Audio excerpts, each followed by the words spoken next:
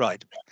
I would like to extend a warm welcome to all members of the Environment Overview and Scrutiny Panel, other members of the Council and officers in attendance at today's meeting, this being the 11th of March 2021. Welcome to members of the public and press who may be watching the meeting live on YouTube. I'm Councillor Steve Rippon-Swain, Chairman of the Environment Overview and Scrutiny Panel. Please know that this meeting is being broadcast live and will be available for repeat viewings. Please could all in attendance follow the Council's ground rules for virtual meetings, which have been well circulated. In particular, 3 bullet points. To reduce feedback and background noise, please mute your microphone when you are not speaking. Second, only speak when invited to do so by me as the chairman. And finally, please use the raise hand button on your Microsoft Teams to indicate that you would like to speak, and remember to use the lower hand button once you've been called to speak. I will be taking recommendations by consensus at this meeting, but if a vote is required on a particular item, I will call each member of the panel to vote in turn. In the event of any technical problems, there will be a short adjournment to establish if the fault can be addressed. Please bear with us in these circumstances. If an individual loses connection and the meeting can practically continue with a quorum, it will do so. For the benefit of all participants and those viewing the meeting, I will now call on the name of each member of the panel and ask them to identify themselves as being in attendance at this meeting. As I previously mentioned, I'm Councillor Steve Rippon-Swain, Chairman of the meeting. Councillor Anne Bellows, please. Are you there? Present, Chairman. Excellent. No apologies need to be received then. Councillor Sue Bennison? Present, Chairman. Thank you. Councillor Jeff Blunden? Yes, good afternoon, Steve. Chairman, yes, I be here. Good afternoon, Jeff. Good broad accent. Councillor Alan Glass? I'm here. Afternoon, Alan. Councillor Andrew Gossage? Good afternoon, Chairman. Yes, present. Afternoon, Andrew. Thank you. Councillor Stephanie Osborne? Present, Chairman. Afternoon, Stephanie. Councillor Tony Ring? Sorry, Chairman, muted. Good afternoon, yes. Oh, present. Good, you're there. Fine. Thank you, Tony. Good afternoon. Councillor Derek Tipp?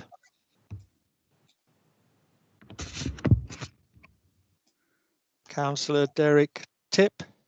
I don't think he's here. Okay, and then well, let's move on. I'll try once more before I finish. Councillor Malcolm Wade? Present. Good afternoon, Chairman. Afternoon, Malcolm. Just one more try. Councillor Derek Tipp, are you there? Is anybody there? No, he's not here. It's possible he'll join part the way through the meeting. Okay, Karen, thanks very much indeed. Right, moving on to the paper. The first line is apologies. Under the circumstances, Democratic Services, have you received any apologies for the meeting today? No apologies have been received. No. Okay, fine, right. Item 2, minutes. Minutes, can we agree the minutes of the meeting held on the 14th of January 2021 as an accurate record? Anybody doesn't, raise your hand. And I see no hand raised, so I will accept that as being approval. Thank you, members. Item 2, the usual declaration of interests. Members, do you have any interests to declare? Please could you raise your hand and I will ask each member individually to speak. I do not see any raised hands. Fine, excellent. Thank you very much. Item 3, public Chairman, Derek Tipp has arrived. Ah, Karen, you raised your hand. I was just going to say I've admitted Derek Tipp to the meeting. That was all. Fine, right. Derek, can you respond to me as being Thank present? you. I've been in the waiting room for ages. All right. I can. Can you hear me? Yes, I can hear you, Derek. You are noted as in attendance. Thanks for coming along. Right. I've been here in the waiting room for 10 minutes. Really? I'll tell Democratic Services. Thank you, Derek. Glad to have you. Item 3, public participation. No members of the public have registered to speak. Let's get on then with the meat of the agenda. It's item 4, the portfolio's report and performance dashboard. We have 2 portfolio holders present. Can I ask, first of all, Councillor Alison Hoare to speak, please? Thank you. Thank you, Chairman. I'll start with Keyhaven. Work has commenced to upgrade the mooring facilities at Keyhaven with a new, larger and heavier ground chain. We've already taken delivery of 600 metres of the chain. Diveco Marine have been employed to install the chain. The reason for this is that the old chain was very dilapidated and it wasn't strong enough or heavy enough to safely secure the berths. All mooring holders have been written to and permission has been given from the Lymington Harbour Master for mooring holders to berth free of charge at Lymington, for which we say a big thank you, while the work is being carried out. The work should take about 8 weeks and will enable the council to increase occupancy and confidence at Keyhaven. Just for interest, 60% of the new chain is reclaimed. Crabby the Crab campaign will be relaunched along our coastline at Easter, following its successful launch last year, where the amount of rubbish collected from our beaches reduced by 10 tonnes over the summer period. Alongside this, we are working very closely with our colleagues at the National Park Authority and Forestry England to have a plan to deal with the expected visitor numbers to the new forest area this summer. We are doing this through a joint communication campaign, as well as enhancing our cleaning and litter collection regime in certain locations. And just to remind everybody that the Great British Spring Clean will begin on the 28th of May and it will run until the 13th of June this year with a bit of luck. The council would very much like to be involved this year and provide support, because I think during lockdown we've seen a lot of interest in community litter picking, even if it's only been solitary. But we also have a lot of very, very great community litter picking groups who are desperate to get up and running again. And I think if we can work as a team together, it will help. Unfortunately, you will see through the performance dashboard that the number of fly tipping incidents continues to rise. But later on in the meeting, the officers will provide you with a lot more detail of what they're experiencing. And that, Chairman, is my report. Thank you. Okay, Councillor Hall, thank you very much. I don't, if there are any questions from members to Councillor Alison Hall. I haven't, I've raised hand. Tony Ring, you raised your hand to speak. Thank you, Chairman. Yes. Yeah, if I may, Alison, this will probably come up, well, definitely come up under items 10 and 11, but just in preparation for that, very much a shot in the dark. If anybody knows, it is reported to me third hand that there was an item on BBC South Today about 10 days, 12 days ago, and I think they were referring actually to Newbury. But the point that was raised there is that a local company, certainly in the south, has come up with what is reported as a very cheap camera and number plate identification system, specifically targeted at littering. The idea being that you know, there's a camera in a specific hotspot, number plate recognition, £100 fine involved, and immediately sent to the number plate owner.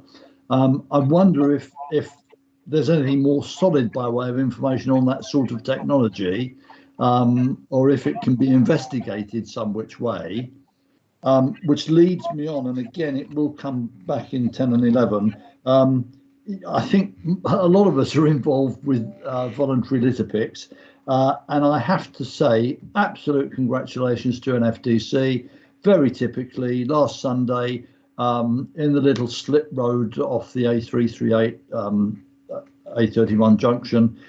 We picked up about 6 sacks of litter from there, which is a popular day-long parking spot for commuter traffic. NFDC there next day to collect, all done, dusted and finished with.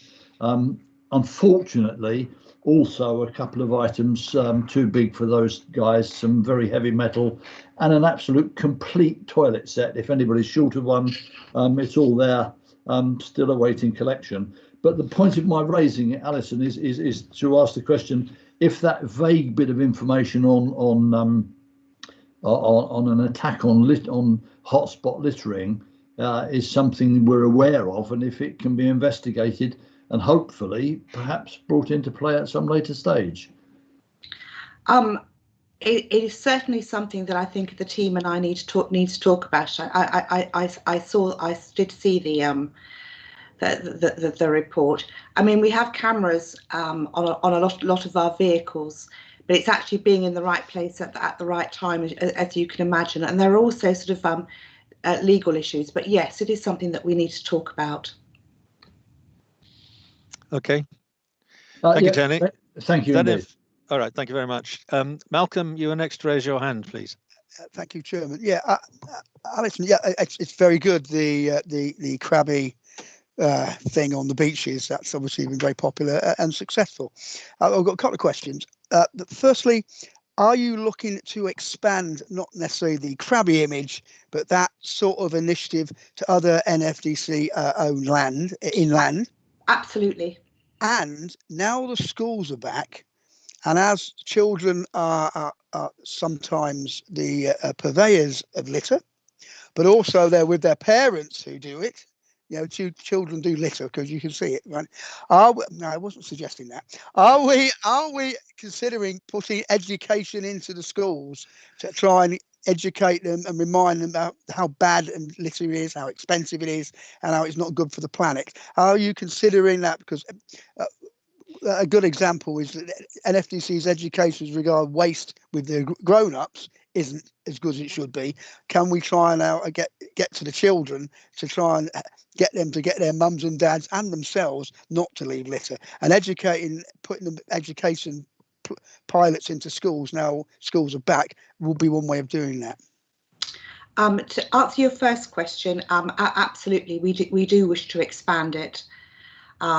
Initially, the campaign was going to be littering from cars, but because we were in the first lockdown, and in the first lockdown, the number of cars reduced a lot on the roads, but the number of people on the beaches, once we had a relatively small amount of freedom, increased. We swapped it, but our plan has always been to expand. As for schools, I think very long term, ideally that would be perfect. I think that now we can't really do it at this moment. I think, in all fairness, we need to let the schools settle down and get back in. But the national park, we do help support the national park, who send people into schools to talk about litter and pollution of the oceans and plastics, etc. That's very good. So I wasn't suggesting you go into the schools next week, actually. I was thinking about this as a more medium-term initiative, you know, when things are more back to normal. But now that we're on that route, it would be good if it's something that the authority could look at going forward. That's all. Thank you. Yes, thank you, Malcolm. Thank you, Alison. I'm sure that over the next few months, should we go according to the breakout, so to speak, things will start to pick up. So we'll look forward to further reports. Thank you, Alison. Right. Councillor Edward Heron, sir, your portfolio holder for planning and infrastructure. Would you like to speak? Good afternoon, Chairman, members. Thank you. You've got a number of reports of my portfolio on your agenda today, and I have nothing to add. Thank you very much. I'm in fear of it being a very long day if we're not careful. So that's very helpful, Edward. Thank you very much indeed. I'm just going to have to ask members, is there any questions you wish to ask of Edward with his dashboard in front of you? If I have no hands raised, we will then get on to item number 5. I see no hands. So fine, everybody's agreed. Obviously, everybody is real to the problem that we don't want to go too long this time as last time, but we could. Anyway, item 5, coastal defence responsibility. And for that, Steve Cook, I ask you to talk for us, please. Thank you, Chairman. Afternoon, everyone. Yeah, I will just introduce Dave Martin, who's going to do the presentation on this, but as a sort of brief intro. So Dave is Environment Agency, works out of the Romsey office, and is the partnership and strategic overview team leader there. And he may well expand a little bit on his intro onto the role of that team. From our point of view, we work very closely with Dave and his team there in Romsey on various projects around flood and coastal erosion risk management. Particularly at the moment, that is the Hurst to Lymington project, which members will be well aware. There's a lot of work happening there at the moment in the development of that, and the emergency works at Westover that we have recently completed. And we're doing a lot of work with Dave, taking guidance from his team on funding applications for that, and we've also been working with them through the funding approvals for the Regional Coastal Monitoring Programme, which is our team based at Southampton. So with that, I will hand over to Dave. He's going to do a presentation, a talk around the EA role with regard to flood and coastal erosion risk management. So yeah, over to you. Thank you, Dave. Great stuff. Hello, everybody. Thank you, Steve, and thank you, Chair. We are just going to get my screen up, so we'll try and do that as easy as possible.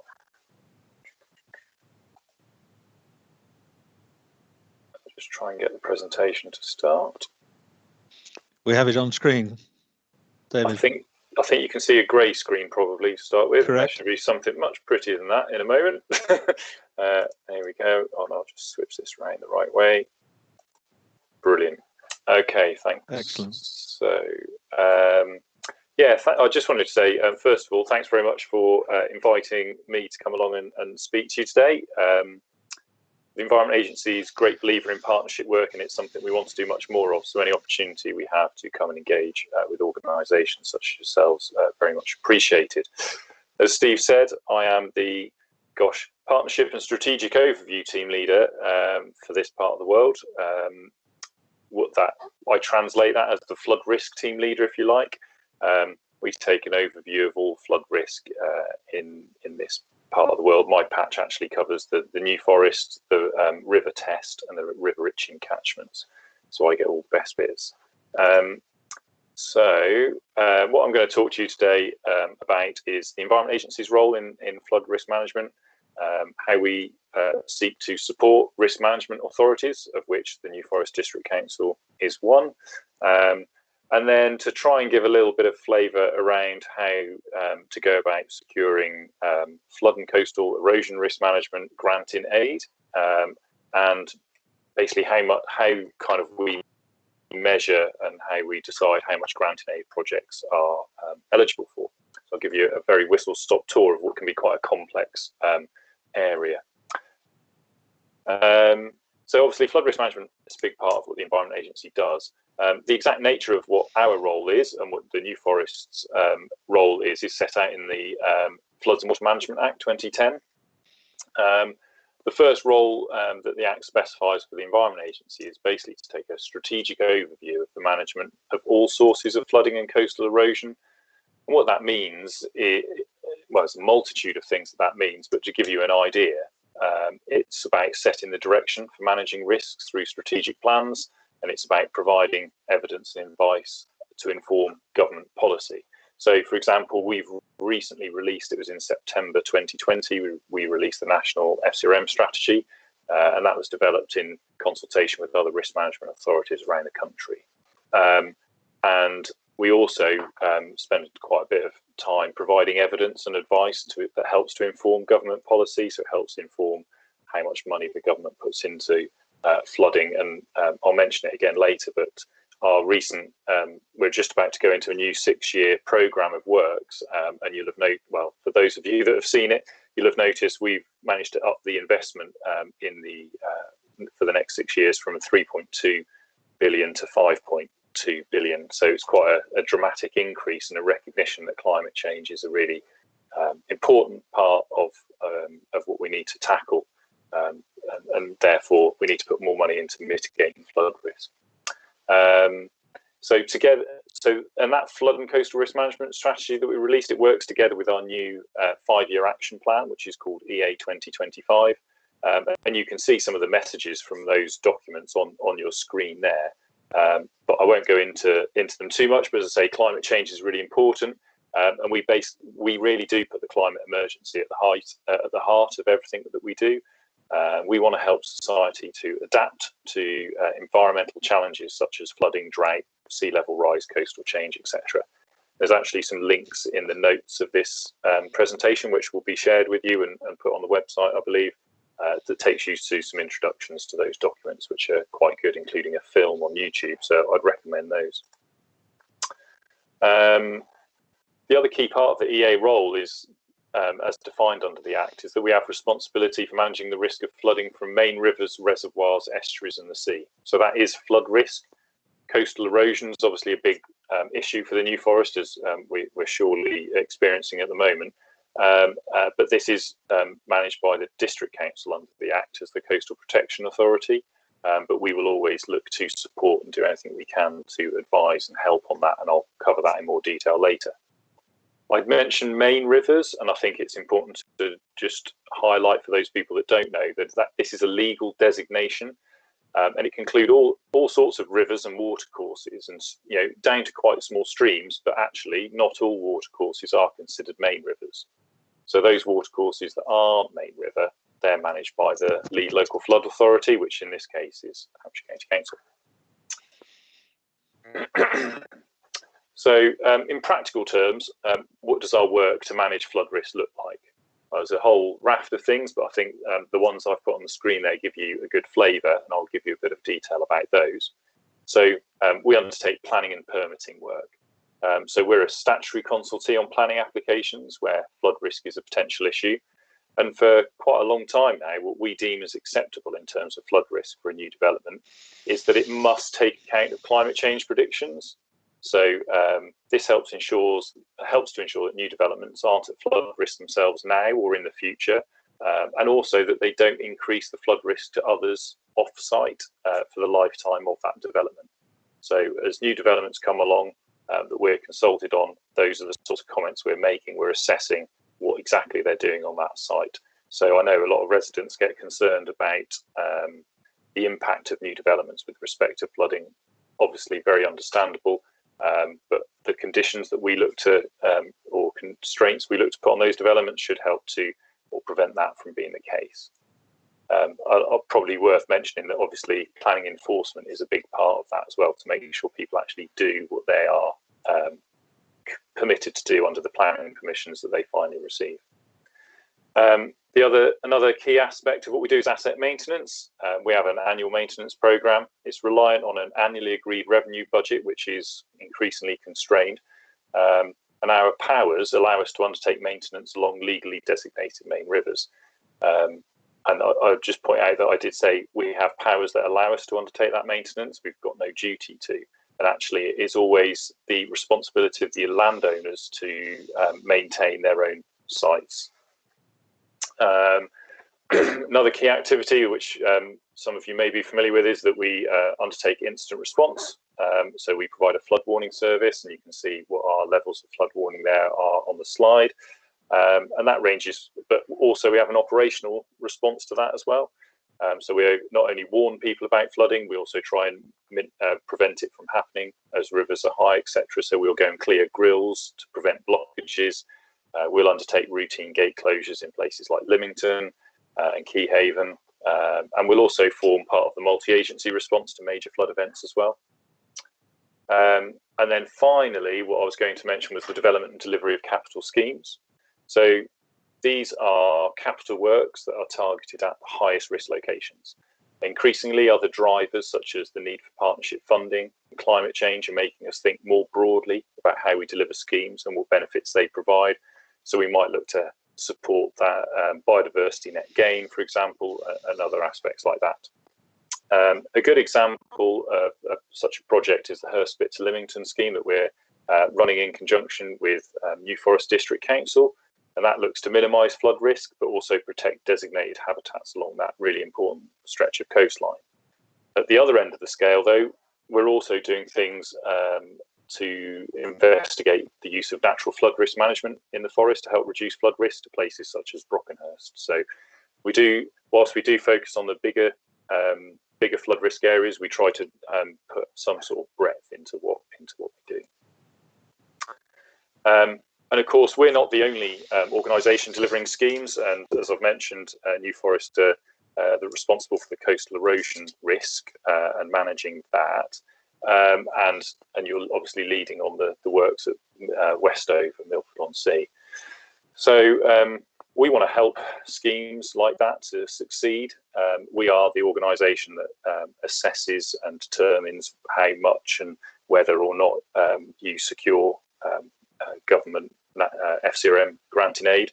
But we don't just sort of sit there and just wait to judge what you're providing as a bid for that funding. We want to help you to access as much as that of that money as possible. And we're very keen on that partnership working approach. So in the same way that Steve sits on the project board and Pete Ferguson from New Forest sits on the project team for the Hurstpit to Lymington project that we lead on, we're very keen and willing to sit on projects that other RMAs are running in order to help make those happen. So things we can help and advise on are things like developing the business case, helping through the what can be sometimes quite complicated appraisal process. We can help to, as I say, advise on securing grant and aid funding, but we can also help develop bids to the Regional Flood and Coastal Committee to access that levy funding. And we've also got sort of green finance teams nationally, etc., that can help us to find ways of generating private investment as well. And also, as is being used at Milford at the moment, we do have Environment Agency frameworks, but those are available to other risk management authorities to direct award contracts to consultants and contractors, and that's really useful to many risk management authorities. What I was going to go on to now is how do you go about securing this FCRM grant in aid? We talk about it a lot. I've tried to break this down into something quite simply. It's basically a two-step process, and I'll try and give you a simplified version of that. So step one is basically securing an allocation of funds from those that are available. So I mentioned our new 6-year programme starts on the 1st of April, £5.2 billion, which will better protect 336,000 properties. Where those funds are allocated is held on a publicly available capital programme. But that capital programme is updated on an annual basis as knowledge and information about where schemes are needed and how schemes are progressing comes to light. So that's normally required around May and June time, May/June time. So we're just starting that process now. And that dictates what projects will have what amount of money for the next financial year. So all those bids, if we follow the cycle round, will go up to our national programming teams. And it is a little bit of a competition. They're looking for the best, most reliable projects that are scoring the best to give that money to, so that it's all about making sure as many homes as possible are protected from flood and coastal erosion risk as we can. So they prioritise the programme nationally, and then come around September time, National put out their answer, if you like, into the area teams, and we're allowed to make a few sort of local choices, it's called, to tweak exactly where the money goes to fit the latest picture. And then in October, sort of November time, the Regional Flood and Coastal Committee approved that programme, which ultimately leads in March, April to those indicative allocations of money being received and published. That's step one. So that's about getting some money earmarked for your project. You've still got to justify the spend. And that's what step two is all about. It's about securing that approval to access and spend the money that's been earmarked for your project. So all risk management authorities, including the Environment Agency, have to go through this same process. It requires an approved 5-case business model, and that is to provide the technical assurance for the scheme, including those that are solely funded by local levy. So the Regional Flood and Coastal Committee's local levy still needs technical assurance to sort of provide that reassurance that the scheme is going to do what it says it's going to do and is effectively cost effective, if you like. And that assurance of the business case really provides justification for the financial sign-off that releases the grant and aid funding. And so in order for a business case to be approved, it needs to sort of justify certain things. And in very high level, it's got to have a valid reason for being undertaken. It's got to provide the best value for money that's possible to deliver that solution. So you're looking at lots of different options and different ways of solving the problem that you're trying to address.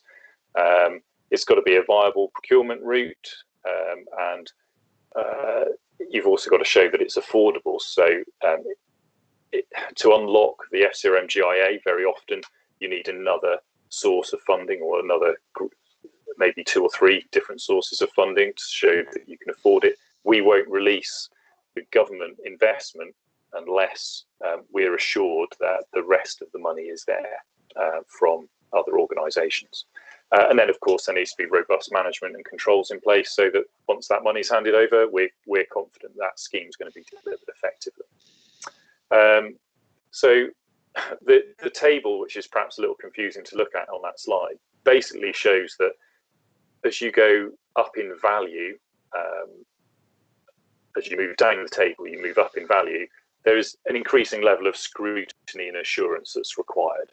So for the lower value projects, a short form business case is fine. It's only assured once, and the acronyms, if you're really interested, are in the notes for these slides that you'll receive later. But basically, there's an increasing, as you can see, you start with the Area Flood and Coastal Risk Management as the assurance person at the very top of that. And right at the bottom for schemes over 100 million, it goes to our large projects review group, it goes to the DEFRA Executive Committee, and even goes to Majesty's Treasury. So you can see it's trying to be proportionate. We don't want to over scrutinise things that are of lower value. That's the bit where people can get lost a little bit and it gets a little bit complex. But we're here to help with that, and we're very happy to do that. So the final slide that I was going to talk about was how much grant and aid can I have for projects? Well, this is dependent upon the benefits of the project, and all those benefits of the project are put into a thing called the partnership funding calculator. And what that does is applies tariffs that have been agreed with the government about how much is protecting a house worth, and therefore how much grant and aid are you going to score for that. So you put together that whole mixture into that assessment. It is heavily weighted toward the number of homes that are better protected in terms of how much money, how many pence in the pound is given to each project. But you can see there the range of things that, or outcome measures that are scored against. So you've got OM1s, which are wider economic benefits. They can be related to, well, purely economic reasons, or things such as mental health for OM1B for the wider people-related benefits. That's things like mental well-being and loss of life and all those kinds of things that are built into that. Then OM2B is about how many homes you're going to better protect from flood risk. And recently it's changed for this new programme, where we'll actually be looking not just at those that are protected on the day that you finish building the schemes, but those that are protected due to changes of climate up to the year 2040. So that's what OM2B is all about. Then you'll see the homes better protected from coastal erosion. And then OM4 is any environmental improvements that you can deliver. And there's very specific things in there that are measured and scored. And once again, I've put some notes in the slides, etc., for those that want to dig into that further. So that's a real whistle-stop tour of our role and how you score, how you generate or secure funding from national taxpayers, grant in aid. And yeah, happy to take any questions. Thanks very much. Thank you very much indeed, David. Okay, I shall wait for some hands to rise. Can I just ask you one question on that last slide when you talked about the homes being protected by schemes? Yeah. Many years ago, if I recall, it was based on the value of the properties you were protecting, but I presume now it's the number of properties you're protecting. Yeah, it's there's all sorts of added dimensions to it, but oh, my camera's gone off. Yeah, there are. Yeah, it's number of homes basically is the key thing, but then it does take account of levels of deprivation as well. So if more deprived areas do score more money. Excellent. Okay, thank you very much. Right, I've got hands coming up. The first one that came was Derek. Malcolm, you're next after that. But so first of all, Councillor Tipp, please.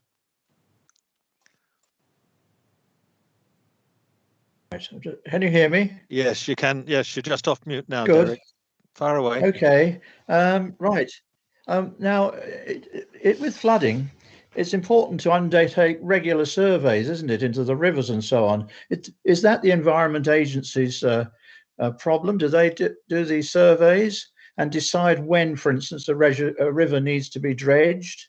I'm just interested because, you know, often, unless we do these things in advance, it's too late once the rain is falling heavily, isn't it? So do they undertake regular surveys and do they enforce that on the landowner to have that section of river dredged, or do they do it themselves?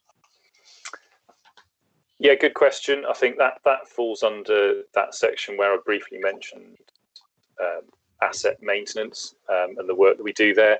So we will undertake surveys. The particular risk point is actually culverts, and we do undertake culvert inspections with video cameras, and we go through those and prioritise it. If I'm perfectly honest, this is the part of our work that is most under pressure financially. It is under revenue funding, and that is increasingly tight, I would say. So we perhaps aren't doing as much as we would like to, but we do prioritise that each year and look at and go and deliver what we can afford in the places that most need it. That being the case, you're quite right. It is the landowner's responsibility to undertake maintenance, and where we find problematic locations, we will write to those landowners asking them to do that maintenance. It isn't my team's area, but as I understand it, we don't have any powers to actually make people do that work. If people build something in a structure in the river that is increasing flood risk, we do have powers there, but I don't think we actually have powers to make people to do maintenance. It's probably also worth mentioning that, well, dredging, if you look at the size of a dredge, like the amount of increased capacity you provide by dredging, and you compare that to the size of the floodplain, it's more, well, it is virtually always absolutely inconsequential compared. There's a difference between dredging and ditch clearance and the like for draining a localized area, but dredging in the large part is a minute amount of capacity you're providing compared to the capacity of a floodplain. Right. It's a great shame. It's a great shame that we don't have any powers, or you don't have any powers, because that's defeats the whole object. I would have thought, if you can't actually force them to do anything. As far as the dredging is concerned, I mean, the Somerset levels were dredged since the bad flooding that occurred there, and I understand it that has improved the situation and made them much more resilient. I think, yeah, I'm not going to comment on the Somerset levels because there's a whole can of worms that I'm not familiar enough with the facts, but I think there's probably a few different viewpoints on that one. Thank you, David. Thank you, Derek. Malcolm, you were next, please. Thank you, Chairman. I've got a much simpler question, I think, but it's quite complicated for me and our local. I'm fully aware of the issues that we have on the southern border of this district that the portfolio holder speaks often about with the flooding and the Environment Agency support for that.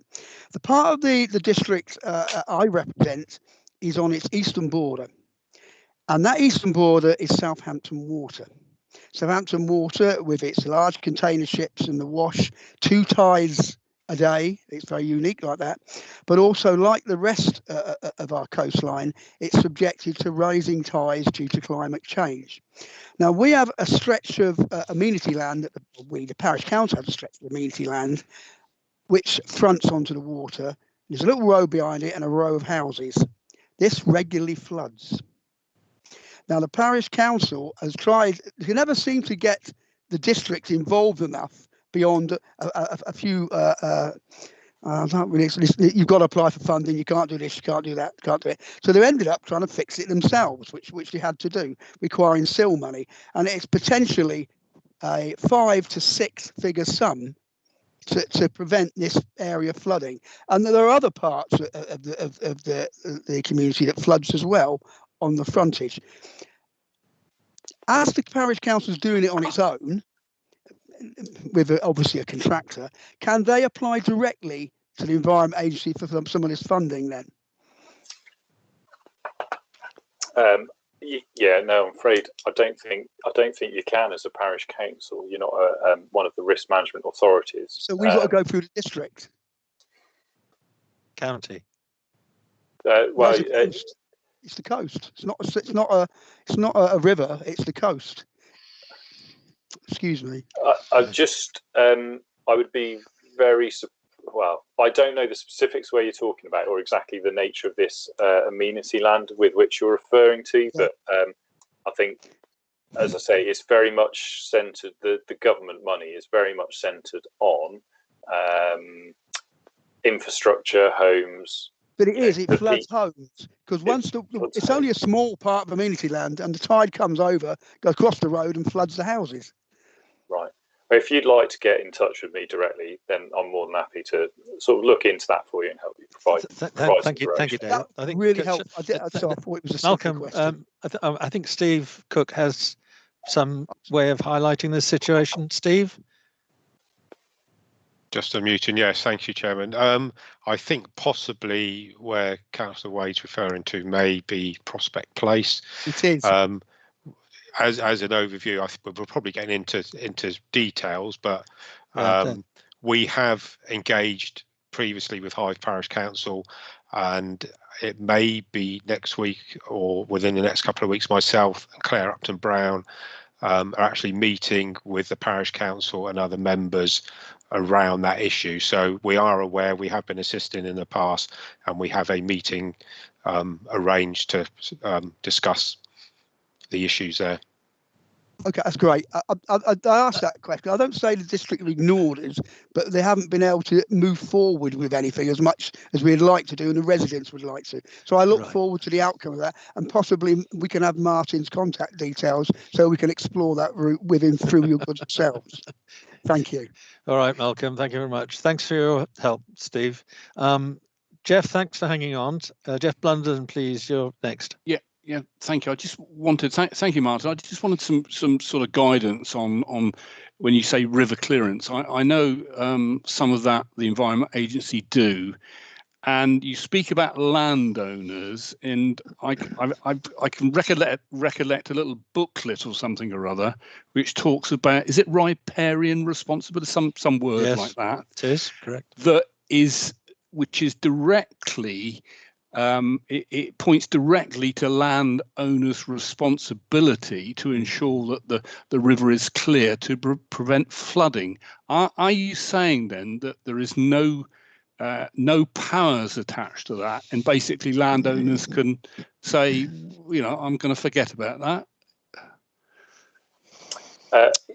Thanks, Councillor. Yeah, as I said, it isn't my team or my specific area of expertise, but as I understand it, we don't have the powers to actually make people. If we deem it to be a significant enough risk and it's an imminent cause of flood risk, the state of there, then we do have powers to go in and do it ourselves if we think it's that serious.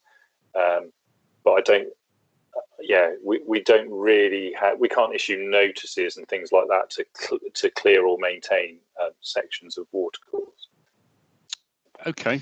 Yeah, but Jeff, if I recall, the EA has powers in terms of any activity within 8 meters of a main river, which is likely to cause pollution or anything else like that, is one of the means of being able to control bad things rather than just pure maintenance. Yeah, so that tends to be, or that relates to. I can't remember what they used to be called, but they're now called flood risk activity permits, which is something my team do issue. And that's about if someone wants to do some works within 8 meters of a watercourse, we'll control the environmental harm of that, but also whether that structure, those homes, whatever it is someone wants to do within that space, whether that's going to increase flood risk downstream. So very often that might be land raising or building homes, and if that is taking space out of the floodplain, reducing space for water, then we'll either require them to provide some compensatory space for that, so that you get a net, you get no net loss of floodplain, or we'll require them to build outside of the floodplain. It's that kind of thing. And if we do come across structures that people have physically built into the watercourse or that physically do increase flood risk, and they haven't been permitted and assessed, then we do have powers in that regard. I'll leave it at that. Okay. Well, thank you for that. It's just it's really the bit about where you've got a river which is needs to be cleared, and that lack of clearance causes flooding. That's the bit I was getting at. Yeah. Okay. So thank. But if you, what I would say is we're always interested to know about these places. We don't have as many people out on the ground as perhaps we might like. So you're always very welcome to report that into us, and it helps us to build up a picture of what sort of state the catchments are in, where the problems might arise. And we can get in touch with landowners and influence them as best we can. So please do get in touch with us. Thank you. Okay, thanks, Jeff. Right, I haven't got any other hands up, ladies and gentlemen. So if I could say on behalf of us all, David, thank you very much indeed for your presentation and giving us an insight from the overview point of view. Everybody wants to deal with the details, obviously, but been very, very useful and very helpful. So thank you very much, and thanks for your help, Steve. Right, moving on to item 6 then, the mitigation for recreational impact supplement planning document. Can I ask Louise Evans, please, to open the agenda? Thank you, Chairman. This will be a short verbal report to update members on progress with the mitigation strategy for addressing recreational impacts on the New Forest. Our actual policy of how this council addresses recreational impacts on the New Forest was established in the local plan, which the council adopted last July, but we have updated the supplementary planning document to reflect the new policy, and James will tell you about the outcome of the public consultation on that draft document that we undertook in January and February this year. So James, if you could give a quick Thank you, Louise. Okay, well, you're handing it all over to James's lap. So James Smith, please, good afternoon, and please tell us what's going on. Thank you, Chairman. Yes, good afternoon. Yeah, my name's James Smith. I'm work in Louise's team as a senior policy planner there, and I'm just going to give a very, very brief overview of what we had back through the consultation at the beginning of this year, and then obviously the next steps from that. So we're currently in the process of considering all these comments that we received. And in total, we had just over 40 comments, and these were split between roughly half from sort of local residents and local interest groups. Within that, around 6 from the town and parish councils from around the district. Other organisations, start again. Other organisations, including the National Park Authority, there was 7 of those. And finally, about 7 from sort of developer landowners, those that had an interest in some of the larger development sites within that are allocated within our local plan. So in terms of the range of comments, we had some quite specific points on the operation of this document, the SBD, and as I say, it basically provides guidance of how the policy adopted in the local plan is implemented effectively. So some of the detail of how the mitigation for recreational impacts take place and what new development has to provide. Mm-hmm. So a lot of it is there's some quite detailed comments on the advice we give to developers when they're bringing forward mitigation projects. Also some more general views on how the mitigation projects we plan to deliver will function. Also some more sort of quite wide-ranging comments on the wider impacts on the new forest itself, how people are actually using them at the moment. And of course, there are differences at the moment with obviously all the COVID restrictions, things perhaps being used in a little different way than they were previously. But overall, I think there was broad support for the strategy and its ambitions from virtually all the groups that I refer to there, including particularly some of the wider benefits that this can give to local communities as well. A lot of the mitigation projects are providing either improvements to new areas of open space or improvements to the rights of way network. So there's as an alternative for people using the new forest for recreation. So certainly a lot of the residents groups see this as a benefit. Some of the we did have positive and negative views on this. So while some of these new improvements were supported, I think there was concerns that they were going to be properly maintained and managed. Also, sort of just making sure it's all the kind of various groups are sort of represented as well. The key issues, sort of dog walkers and walkers, they're sort of the biggest groups, the users, shall we say, of from new development on the nearby forest areas. So it's just highlighting that they're the bigger groups that we need to address. There's obviously going to be horse riders, cyclists, etc. as well, and it's just making sure that our mitigation projects, etc., are proportionate. Some of the parish councils were certainly keen, again with the principals, very happy with the principals, but requested that they would like more involvement in some of the kind of sort of decisions on some of the projects and potentially some of their management and ongoing sort of maintenance of those. Hampshire County Council's Public Health team are actually very supportive of again the health benefits that are providing new areas of open space close to existing residents can have. So that's a positive. Some of the developer landowners, again, no objections to the actual overarching principles, but again had some queries on some of the detailed guidance, flexibility or otherwise, and about what we require new development to do to meet the requirements. And again, it's important to state this is underpinned by national legislation through the habitat regulations. So there's certain things we have to do by law effectively. Again, some of the comments were outside the scope of the document, more about the general how the new forest is being used at the moment by the various groups. There's going to be issues with how those groups perhaps use it, issues with verge parking, littering, etc. And whilst that's perhaps outside the scope of our document and what we can do, we have money that pays for a rangering service, which is all about awareness and education. So we can look to address some of those through that way.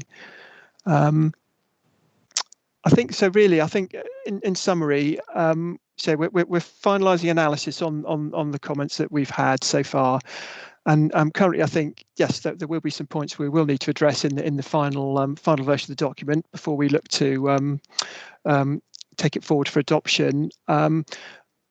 I think generally the feeling is that this can be done through sort of clarification of what's there already. So the fundamental sort of basis of the strategy is shouldn't require any changes. So more it's just about clarification about the scope of the document, what it can do and what advice it can give. What we will have to do is when we take this to adoption at Cabinet, is we will have to provide a summary of how the comments we received were taken into account. So all of that will be taken forward as part of the adoption. So yeah, that's my summary. So again, if anyone's got any specific queries, then I'm happy to take them. Thank you. Okay, thank you very much, James. Yeah, I have a question. The actual works of mitigation will be the responsibility of the developer, builder or contractor, I presume, but it doesn't necessarily follow that they would retain the maintenance, future maintenance. Would all these be passed over to an FDC in perpetuity? I think. I'll answer. Yes. Sorry. Yes, Thank you, Louise. Yes. Yeah. No problems. I mean, the important thing for us to secure through planning is an appropriate schedule of management and maintenance of these new spaces for the foreseeable future, and the assumption is that they should be there in perpetuity. They're not time limited measures. So in terms of us as a planning authority, we have to make sure whoever is going to manage and maintain them in the future, they are managed and maintained to fulfil the role that they need to fulfill. Now, when we started off with a mitigation strategy 6 years ago, Natural England were insisting on public ownership of these mitigation land. That is not now their position, and it is accepted that as long as you do have measures in place to secure appropriate management and maintenance, it could be the local authority, it could be a town and parish council, it could be a private landowner or a management company. But from the planning point of view, it's almost incidental who actually is doing it, as long as it's doing it properly. So we've moved from it's all got to come over to NFDC to a more of a discussion on a site-specific basis. I don't know if Claire wants to add to that. No, Louise, I think you've covered the point, and it will be different on different development schemes, and different developers will have different positions on it. Yes, thank you, Claire. That's good. Would they, if they were to hand it over to an FDC, would there be a capital sum for future maintenance by the NFDC? Yeah, that absolutely would, and that would be based on the amount of management and maintenance that has to happen on that specific site. So it'd be site specific rather than formulaic based. Understood. Thank you, Claire. Good afternoon, by the way. Thank you. I have Sue Bennison, please. Thank you, Chairman. Just following on from your point, at the end of the day, will there be somebody nominated who is going to, in perpetuity, maintain these sites? There absolutely has to be, because they have to ensure in the granted planning permission that the permission and the conditions and what we secure through a 106 delivers the planning outcomes that have been identified to make the development acceptable enough to be granted planning permission in the first place. Okay, so that'll be controlled by planning condition. What happens if that person then, in say 10, 5, 15 years time, decides they want to be relieved of that responsibility? What happens then? So it'll be planning conditions and through a 106, and as you know, 106 runs with the land. If at a later date the owner of the land wants to change the terms of that 106, then they can come back to the council and seek to formally vary the terms of that 106, and it's for the council to decide whether there's good planning reason to do so or not. Okay, so the controls in place. Thank you very much. Okay, thank you, Sue. Next is Councillor Tony Ring, then Andrew, you're after that. So Councillor Ring, please. Thank you, Chair. Question either Louise or Claire, really. It seems to me that it's quite a popular concept on a major new development, for instance, to have a not-for-profit company set up to manage the area and the land we're talking about. But it seems very vague as to what power, if any, we have to supervise the activities of those sorts of entities and to ensure that the work they do, if indeed we can make them do it, is compatible with our idea of how areas should be maintained. For instance, surrounding hedges and trees and maintenance of and so on. But there's the question: A, do we have power to ensure that sort of entity does carry out the work we wish it to do in perpetuity? And B, does NFDC have any specific policy in that regard, or do we rely, for instance, on somebody coming to planning to say, hey, look, this isn't going on as it should? So maybe if I can come in and answer that. So yes, we have the power to control how that management company is formed, how it's funded, and that it is fit for purpose, and also to set out through the management and maintenance plans that we sign off exactly what they will do with that land over the lifetime that they are responsible for maintaining and managing it. In terms of your second question, do we just rely on somebody complaining about it? No, we don't. Within the 106s, we would look to structure a monitoring clause in it, and we have resources that currently go on to the strategic sites and look at how the schemes are being implemented, and then going forward they would be used to monitor the requirements of the 106 on a regular basis and use whatever clauses within the 106 there are to actually seek rectification should it be identified that something is amiss on the site. Thank you. Thank you, Claire. Thank you, Tanny. Councillor Gossage, please. Thank you, Chairman. Yes, I just wonder if this applies to what I think are termed legacy plots. These are the very small parcels of land found in between plots that have been sold off by a developer that I've come across, certainly in the Leamington-Pennington area, where in the particular instance that I'm thinking about last year, a very large oak tree fell down, and it didn't seem that it was Wimpy actually who owned the piece of land. They were quite happy to pick up the bill when they'd been told about it, but I have to give full credit to the tree officers who arranged for work to be undertaken under the terms, I think, of the Miscellaneous Provision Act, which allowed them to do that. But if that is applicable to these legacy plots, it does seem as though it is up to local residents, councillors and so on the patch, often recognising that something's going wrong.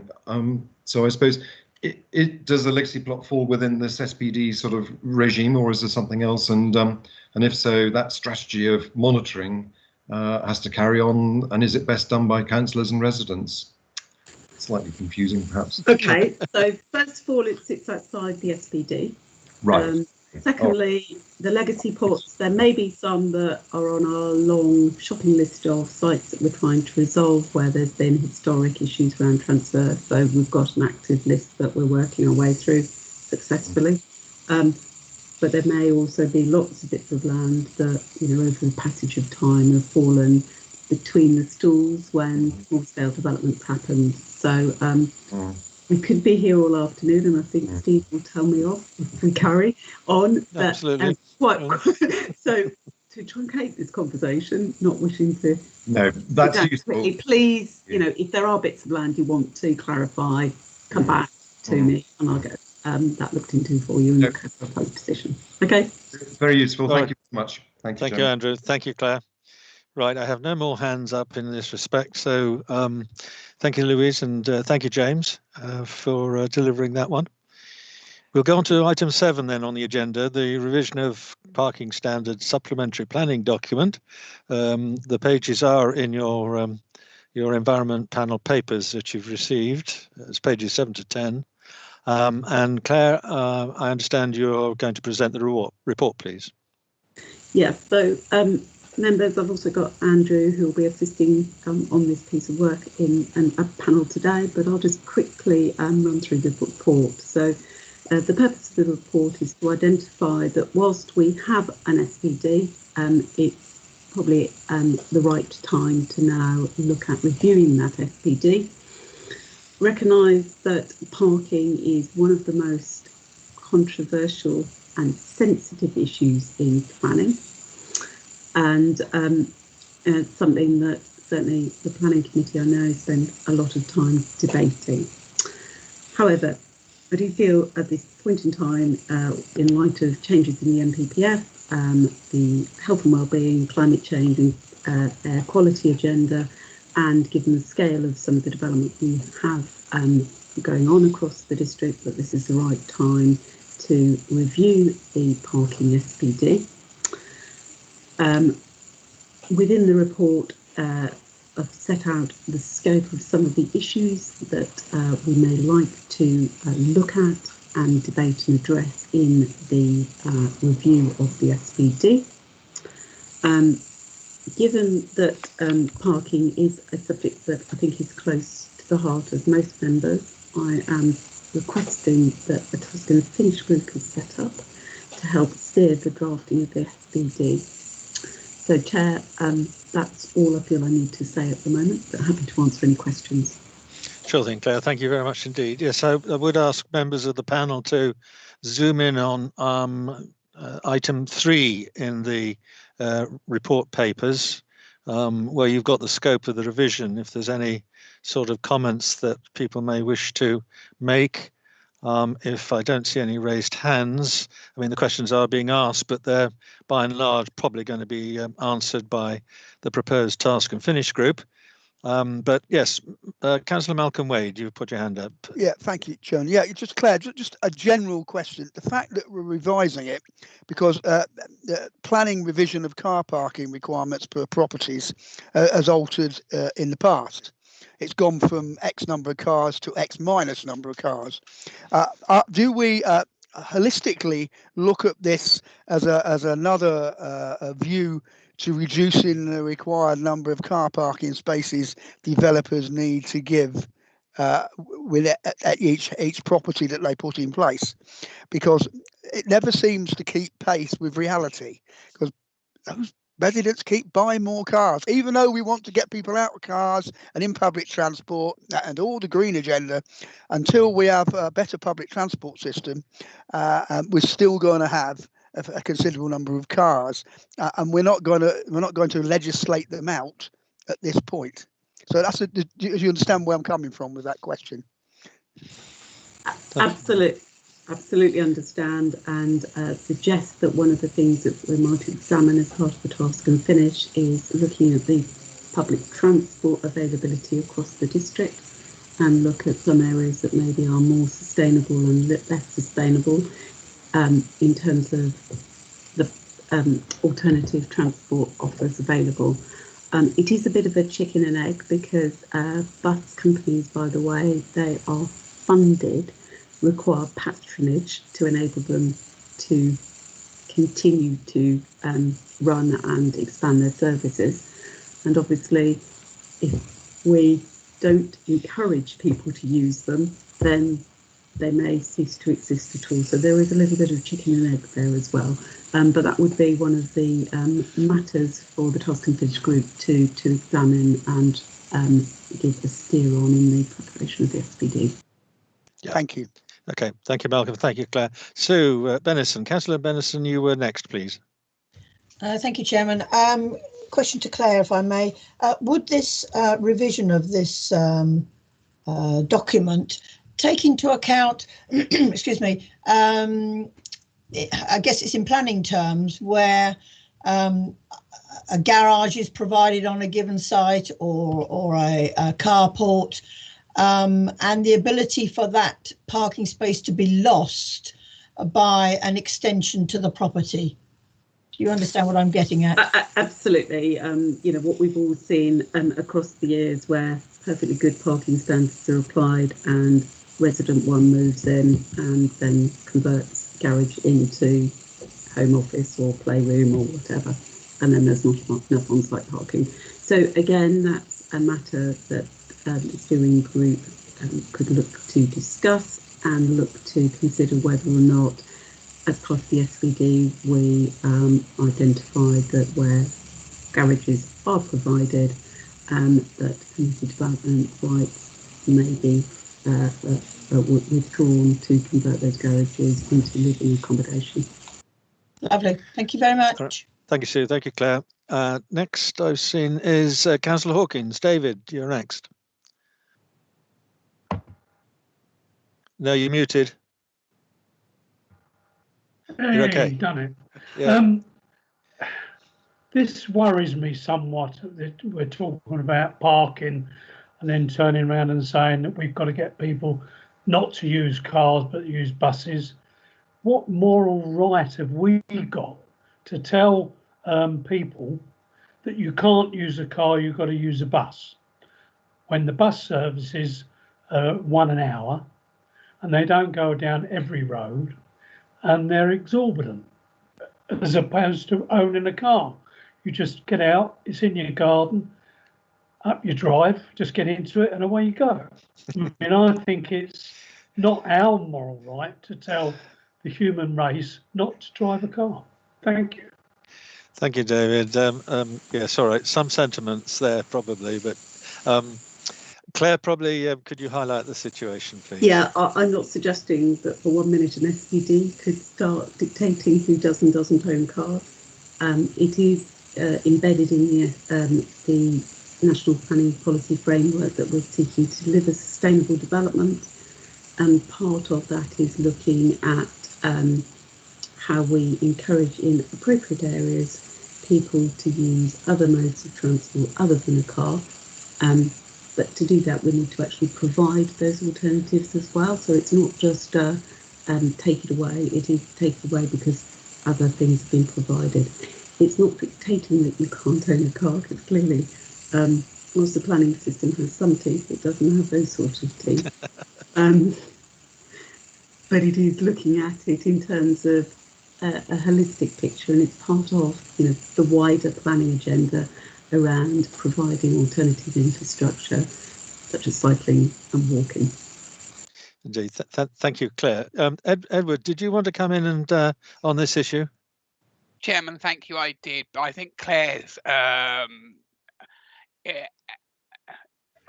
given most of the answer on this. But I think it is important to say that all that we do in SPDs, local plans, whatever planning policy we do, is based on legislation, guidance and policy that is set by government, and government are very clear in that they wish to encourage and facilitate more sustainable modes of transport, and that they see going forward that there will be less of a reliance on private cars. Now we can have a view as to what that might be.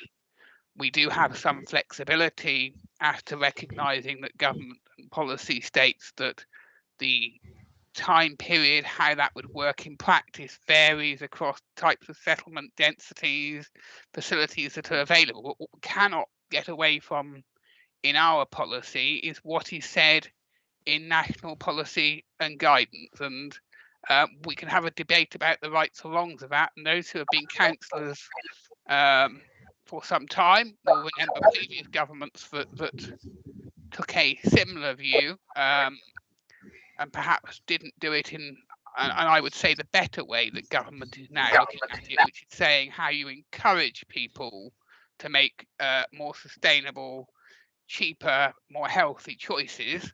But there was a time, members will remember, where we were merely set on the maximum number of car parking spaces we could allow, and there was this strange belief that if you didn't give them a parking space wherever they might be, they wouldn't have a car. I think we have come a long way from that. But government policy is still very clear that we should be prioritising and facilitating sustainable choices. All right, Edward, thank you. All right, so far, David? Okay, thank you. I'll take your thumbs up, which it is. I have got Derek Tipp. Councillor Tipp, you wish to speak? Yes, I'd like to put my name forward for that task and finish group, Chairman, please. That's my next question. So stand by your beds, so to speak. Right, I have no other hands raised. So from that point of view, we'll move on to Edward, you need to put your hand down. We move on to 2.3, proposing the councillor task and finish group. These are usually between, in my view anyway, between 6 and 8 persons, but it needs to be cross-district councillors. So I would suggest if we could have 2 members of this panel on that task and finish group. I think we keep it, hang on, hands are going up. Councillor Wade, please. I was just going to volunteer, Chairman, along with Councillor Tipp. There you go. Goodness me, all over in a flash. Unless there's absolutely somebody really desperate that wants to be considered, we'll take those 2 excellent volunteers. Claire, you have a start of a task and finish group. Thank you. I'll look forward to it. I'm sure they're both looking forward to it as well. Derek, your hand is still up. Did you wish to speak?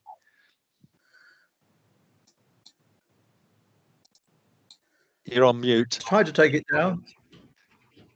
I tried to take it down, but I'll try again. All right, you've succeeded. Thank you very much. Right, thank you, Malcolm. Thank you, Derek. Moving on then, please, we'll get to item 8 on the agenda, government changes to the planning system. Louise and Claire will be giving us an update on this, just remembering that I do like to be home before dark. So from that point of view, Claire, would you like to start the presentation, please? I'm actually going to hand to Louise to do the presentation. Louise? Okay, and I'm about to share my screen with you. Just bear with me. I hope this goes smoothly.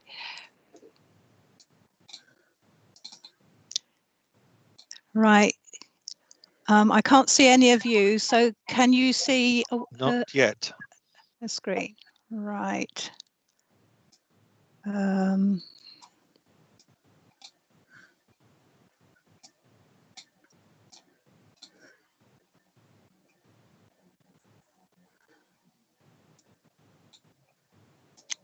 Success.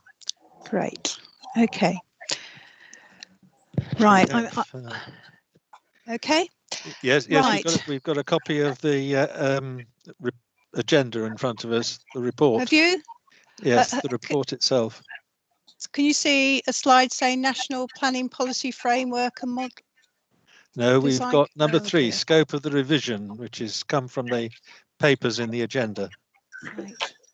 Dear, just bear with me. Sorry about this. Okay.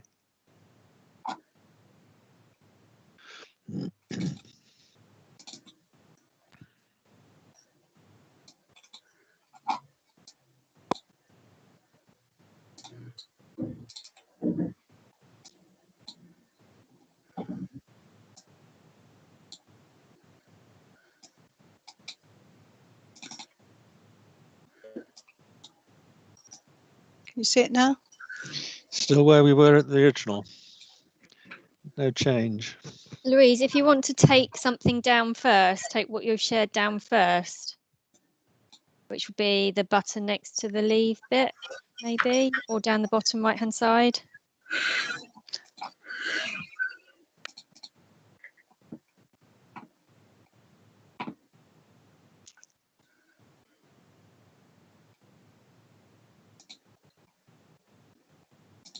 Got it. It's there. Okay. Sorry about that.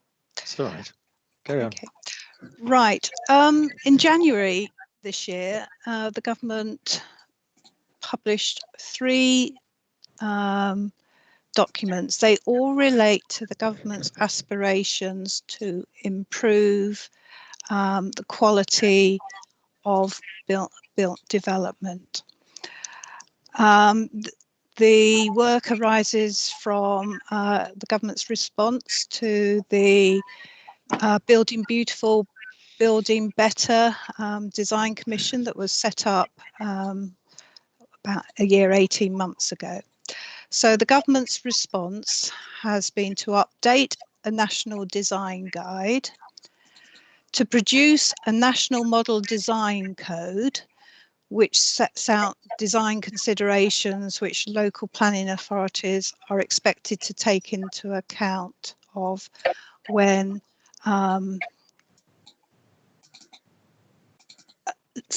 looking at new development. And what it actually does is just tries to define good design by a series of codes. They have also produced guidance for preparing design codes, and also have introduced a few changes to the National Planning Policy Framework to progress this work and to do some other updates from emerging government policy changes.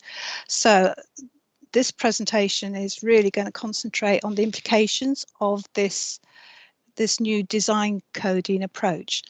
So the view from central government is that good design can be codified, trying to make it a science, if you like, rather than an art. They want to provide more certainty in the planning process for developers, that once a site's allocated in a local plan, we have a very much simpler system for getting a planning approval. This is a very different way of working from what has been the case, and it involves the planning authorities to do much more upfront work in advance of any planning application stage. And this was a very strong feature in the planning white paper that was published last August as well. So, as I say, the government believed that the assessment of design can be done by reference to a set of 10 characteristics of good design. I'm not going to go through those 10 now. You'll be glad to hear. But they very much want to reduce the consideration of planning application stage, and really reduce planning application stage to a process of checking the development against a model design code. So it's much more of a sort of tick box exercise. Does it meet the code on point 1, 2, 3, that sort of approach. And what they've done is produced a model design code document, which will actually be the default in the absence of a local design code. Now, having had quite a look at the model design code, and this view is shared by most people I've spoken to, it's a very urban centric design code. It's very much focused on increasing density of development in urban areas. And initial view is that our communities would actually recognise a lot of what's said in that document as appropriate for application in rural and suburban areas, and our area in particular. However, the government does accept that National Model Design Code isn't appropriate in all areas, and has made provision for local design codes to be prepared. These can either be prepared by the local planning authorities, neighbourhood planning groups, and by developers promoting a site. So you could have a developer doing their own design code for a big strategic site. Now, in the documents published so far, there's not real clarity about who should primarily be doing these documents, and I can see the situation where you could get three different sources of a design code being progressed from each of the groups identified. But I think, although it doesn't say it in particular, it is really very much associated with local planning authorities and the preparation of the local plan for an area. I think that would normally be seen as the prime mechanism for these being progressed. The government has helpfully given us a lot of guidance about the preparation of local design codes. It is very complex and technical and will require significant community involvement in the process. It seems that old style design guidance that we have quite a lot of that has been prepared over the years is very unlikely to be given any weight in the future. It may help us prepare local design codes, but we cannot assume that we will be able to rely in any way in the future on all the old design documents that have been prepared. The resource implications for us as a planning authority to get local design codes in place over the next few years is quite significant,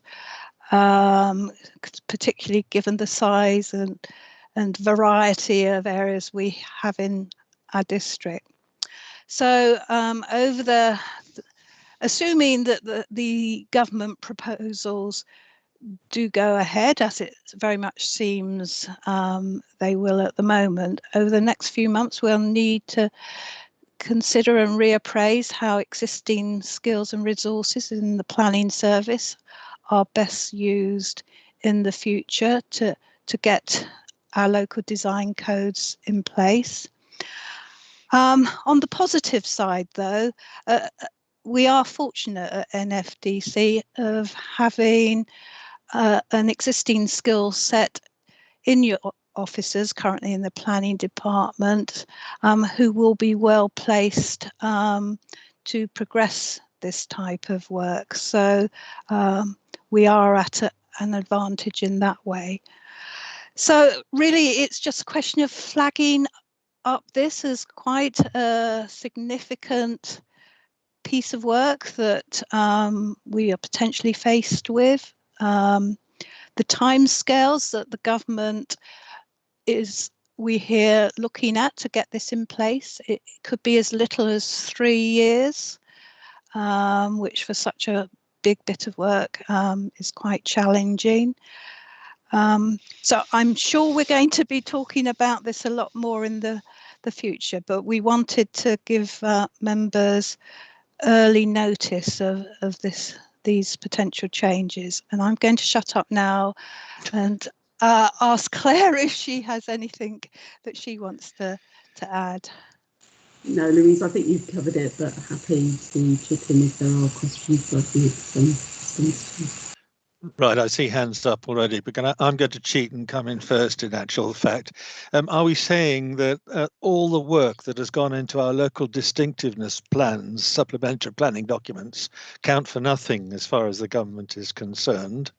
And secondly, who is the final arbiter as to what design code will prevail in the various areas of NFDC?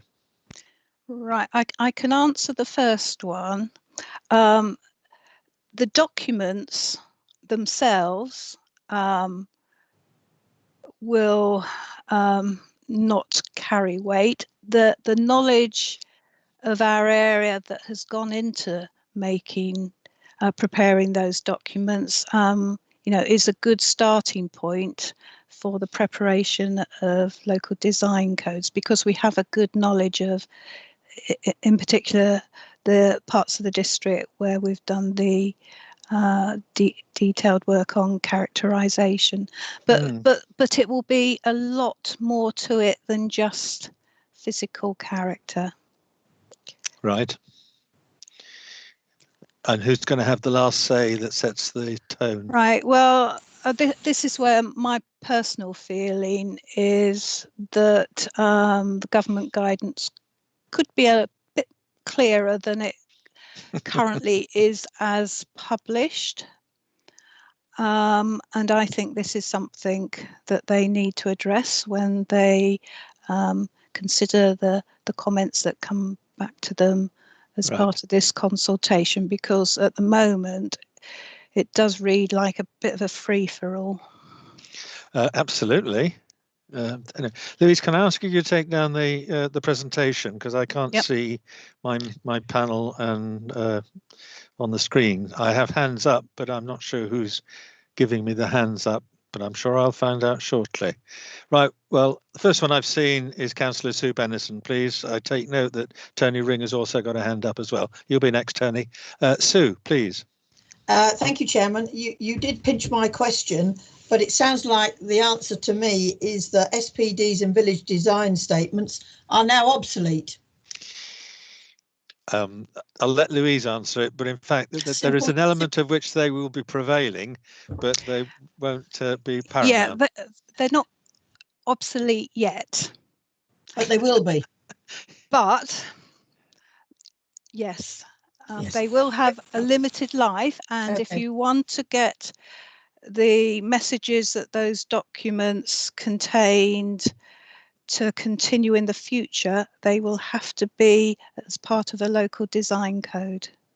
Okay, so there's a lot of money and a lot of time and energy been put into those, especially money, and for those now to be obsolete, this smacks a little bit of, in fact, the entire planning authority being made obsolete. That's just a sarcastic remark, doesn't really require a reply. Well, as I say, the government could have just said, this is the National Design Code, this is what applies everywhere, end of story. Okay. They haven't said that. They have given local authorities the opportunity to prepare a local one. It will be a rigorous process. It will have to have regard to the national code, and it will involve a lot of resources up front to get these documents in place. I think the theory is that a few years down the line, when all these documents in place, it makes the planning system far more simple and mechanical. Yeah, perhaps a more serious question. How will the community be able to be involved? Right. And in that bracket, I put the parish councils, really, because it is them that are uppermost in, what their areas look like. Yes. With regard to new planning. Yes, and the preparation of a local design code, the guidance the government have published, puts strong emphasis on community involvement, and they do mean not just through local authority community representation, but grassroots. Yes, how is that going to happen? Oh, well, they have put quite a lot of detailed information about that. I can't recite to you off the top of my head, but there's a lot of information that they've published. It will involve a lot of resources put into interaction with the community, planning for real-time exercises. So as well as the design skills that planning authorities and other people will have to progress this work, they're going to need a lot of community engagement skills as well, because there is a very strong emphasis on community participation in getting these documents agreed locally. The theory is that if the community has been very involved in the preparation of a local design guide, and if a planning application comes in and complies with that local guide, everybody's happy, because they've said right at the beginning what they want to see and the development complies with it. Therefore, it all goes through smoothly without discussion. Yeah, but I'm thinking more in terms of those parishes who have not done that, and there are many who haven't done that. So, I mean, in those parishes, how would the grassroots community get involved? How would the parish councils get involved? Because we would have to set up a way of getting that involvement as part of the process. Okay, well, I hope that would come out. It's at the moment it sounds a little bit like how long's a piece of string. It could be a very long bit of string. It's about 3 years at the moment, by the looks of it. Thank you. Anyway, Thank you, Malcolm, I've seen you waiting. Hang on just a sec, because Tony came in first. So, Councillor Ring, then Malcolm, please. Thank you, Chair. Oh Lord, in my working life, I knew 2 Sue Benisons, and they both got in front of me on several occasions. I now know a third one who's just asked the very questions that I noted about the involvement of community, and not just parishes, but where neighbourhood plans exist or are in process of coming forward. I think the involvement of community at that level is going to be absolutely essential. And Sue made that point. Louise, you've answered it insofar as you can. I will therefore press the mute button and leave it at that. Thank you. Just get rid of your hand sign. That's all, Tony. Don't worry. You might help as well. Malcolm, thank you. You're next. Thank please. you, Chair. Thank you. Just put my hand down, actually. Yeah, I'm representing an area that's already had its neighbourhood plan passed and through. So clearly that was a waste of time. What we're going forward here, it strikes me of centralist control. That the government will say, you're going to do this, you're going to do that, because we want to build more houses, so we don't want you getting in the way of it. I know I'm simplifying it a bit, but the point is that the officer, you made a very, very, very good point. If what the government agrees with what we say, we'll be happy. You didn't say what we say we want, the government doesn't agree, they'll change their minds. So I find this absolutely outrageous that all the local communities have got, some of you are working on local plans, doing neighbourhood plans, and they're just going to write it off as though all that doesn't matter, and we're going to come up and decide centrally what you do. Now, I can see that the United Kingdom is quite a very varied place, and the New Forest is a very varied place, but the kingdom as a whole, you cannot have a one-size-fits-all strategy. I cannot understand the thinking behind that, because all I'm hearing from you is that we're going to go in that direction. Now, I know there'll be local input and all the rest of it, and perhaps I'm totally wrong, and we're all going to, it'll be the panacea of wonderfulness that we expect, but I don't see that from what you're telling me, and I think it's a very pessimistic view. Based on the fact they've already telling you how many affordable homes you can have with each development, this is just another relinquishing of planning control from districts to a more centralised policy controlled by the centre, isn't it? I don't think we can comment on that, because we're just I know you can't. What a direction of travel is. But I think the message that's really important to take away this afternoon, and I think it is important in the context of neighbourhood plans, is, if there are already neighbourhood plans in preparation, then there's already a group of people committed to looking at the planning of their area, and it's then how you repurpose that group of people, that enthusiasm, and does it matter what badge it gets on it if you're going to achieve the outcomes that as an area you want to achieve. And what Louise is explaining this afternoon is that we think this is important. We think there's a good reason to look at it at a local level, and we think because of the character of the district, it's important that we identify that through local-based design codes, and step away from the national code where appropriate, and the government is promoting doing that as part of this consultation. I wasn't expecting you to answer my comment, so don't worry. I wasn't expecting that. But I look forward to your version of the reality that I come in to see. Okay, thank you. All right, thank you, Malcolm. I don't think those who have completed a neighbourhood plan can consider it a complete waste of time. I view that as being sort of, say, the start point of a bedrock of doing a supplementary and carrying on and completing this side of the direction of travel, which Claire said that we're going. There's no question about it. So you've got the bedrock of a start. Ringwood at the moment is about to go into the dealings of a local plan. We're going to have the advantage of this information and do this part of it as well at the same time. So all is not lost, Malcolm. You'll be all right in the future. I hope so, Chairman. With our planning officers, you're in good hands. Okay, now then, Edward, you've got your hand up, please. Chair, I just wanted to come in and fit on two points, and one is, Louise touched on this at the beginning with this.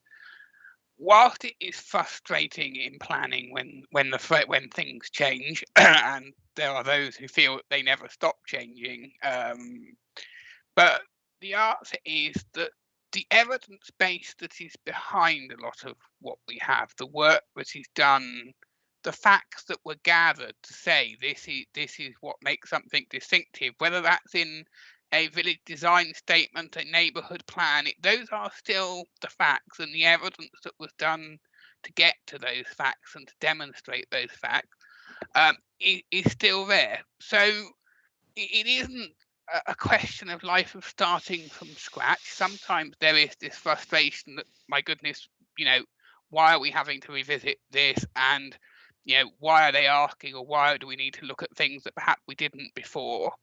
But actually, it is an evolution, not generally a revolution. And the second point I just want to make on this is, again, whilst there are frustrations, the one bit I don't want to get away from is the fact that government are increasingly recognising that good design is integral to creating good places.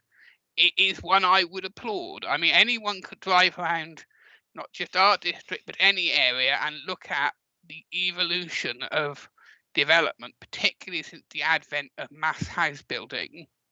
And to be honest, the pretty poor quality of spaces that have been built in some other parts of the country, not ours, thank goodness, fairly widely built in some of these places. The lack of forethought that created communities, that created natural flows, that created safety. I think, for all my frustrations, the fact that the government are finally recognising it's not just how many you build, but how you build them, and that good design is an integral part of making them happy and enjoyable places to live, I applaud, even if I am slightly frustrated that they are making those of us who recognised that some time ago, and those of us that work very hard to make developments positive places, have already done a lot of work, and actually they're catching up with us, not the other way around. Yes, applauded. Thank you, Edward. Right, all hands down. Thank you. Very well. That's the end of that. Thank you, Claire. Thank you, Louise. We'll now go on to item 9 to deal with the progress update on procurement and use of energy efficient vehicles and infrastructure. They're pages 11 and 20 on your agenda reports. And it's Chris Noble who will kick off the presentation for us, please, Chris. Thank you very much, Chair. Yeah, I'm going to do a very, very brief introduction and then pass you over to a couple of colleagues who are going to deal with the meat of this subject. We had a member working group set up a couple of years ago now, looking at the dual issue of electric vehicles within our own fleet, and how we might introduce some, and also what the charging options were for the public to use in our council car parks. Those issues were looked at sort of alongside each other because there are some linkages between the two. And that working group made some sort of recommendations to portfolio holder, and we pursued a couple of avenues on both those subjects around the fleet and around the public charging. And the report today updates you on that. But what I'm going to do is hand over first to Simon Cooper, who's Transport and Depot Manager, who will just take you through the key points with regard to the electrification of the council's fleet. And then Simon will pass to David, who's going to deal with the car park charging points that we've introduced across the district. So I'll hand over to Simon now. Thank you, Chris. Simon, are you there? Yes, yeah, can you hear me? Can you turn your volume up Yep. a bit, Simon? Is that better Gotcha. now? That's Yeah, better. Thank you. Yeah. Okay then, so the purpose of this report is to update on the progress of two separate but linked projects. The first one is the use of electric vehicles within the council's fleet and the impact on emissions reductions. The second, which David will be reporting on, is the expanding of the charging infrastructure within the council car parks for electric vehicles, which are accessible to the public. With 4 electric vehicles put into service December 2019, the council has been monitoring the feasibility of this type of vehicle. Going forward, looking at opportunities for the council to purchase more electric vehicles for its smaller panel vans. So the background, in 2018, of the Energy Efficient Vehicles and Infrastructure Task and Finish Group was set up to explore the options of reducing emissions such as CO2, nitrogen oxides, hydrocarbons and particulate matter, which is seen as detrimental within the district and the wider environment. The procurement of more electric vehicles, more fuel efficient vehicles and electric vehicles was seen as good for both reductions in emissions and reductions in running costs. Work was carried out by the Energy Savings Trust, who produced data on CO2 emitted by the council's fleet activities and whether the council's existing fleet provides opportunities for electric vehicle use. Data provided by the Energy Savings Trust allowed the working group to explore the options for replacing existing diesel vehicles with electric vehicles. Although the electric vehicles initially are more expensive to purchase than diesel, they're a diesel equivalent, the overall whole life costs were expected to be less. Whole life costs accounts for purchase price. The estimated fuel costs for the life of the vehicle, the service maintenance and repairs, vehicle taxation, and the end of life residual value of that vehicle when it's sold at auction. The Energy Saving Trust identified at the time 41 vehicles that might be suitable for EV replacements, 12 of which were parked overnight at the depots. The Energy Saving Trust calculated the potential financial savings using models that were available on the market at the time. It showed a saving over a 6-year period, the economic life of the vehicle. Therefore, it was agreed on the 14th of March 2019 that 4 council vehicles should be replaced with electric equivalents. Before any decisions were made, the daily mileages were analysed to ensure there would not be any range issues, which was a concern. On this basis, 4 vans were allocated to the council parking, who had 2, and the remainder going to the toilet cleaners. The procurement of these vehicles were Renault Kangoo ZEs. They were £17,827 per unit, which is higher capital outlay than the standard internal combustion engine of a similar type, which is £11,250, based on a current procurement exercise we carried out. However, this increase in capital budget should be measured against the expected reduction in revenue budget resulting from fuel and maintenance savings. So the results of the performance information: the electric vehicles take less time to service and do not need a MOT at the moment. Using real data, we compared the 4 electric vehicles against 4 Fiat Doblos in service using whole life costs. A combination of the council's asset write-down depreciation and industry data sets were used. It showed when extrapolating the real data over 6 years, the whole life cost is less for an electric vehicle, only slightly, but still less. The estimated financial saving over the 6-year period per unit would be about £2,800. The savings in emissions were calculated using data between December 19 and November 2020. It showed the electric vehicles produced 368 kilograms of CO2 emissions compared to the diesel equivalent of 2,900 kilograms. This means a real saving of over 2,500 kilograms per annum with electric vehicle replacement. In the infrastructure and policy, before the electric vehicles were ordered, 3 additional charging points were installed at the Marsh Lane depot in Lymington, in addition to 2 that were already there. It is worth noting that the Marsh Lane depot is now nearing its maximum loads on the current electricity distribution board, something to consider in the future. Any additional charging points due to the expansion in electric vehicles would need to consider the current power infrastructure of the council properties. Since making this decision and procuring the electric vehicles, the council released its corporate plan, which has one of its main priorities is take action to reduce the impact of climate change locally.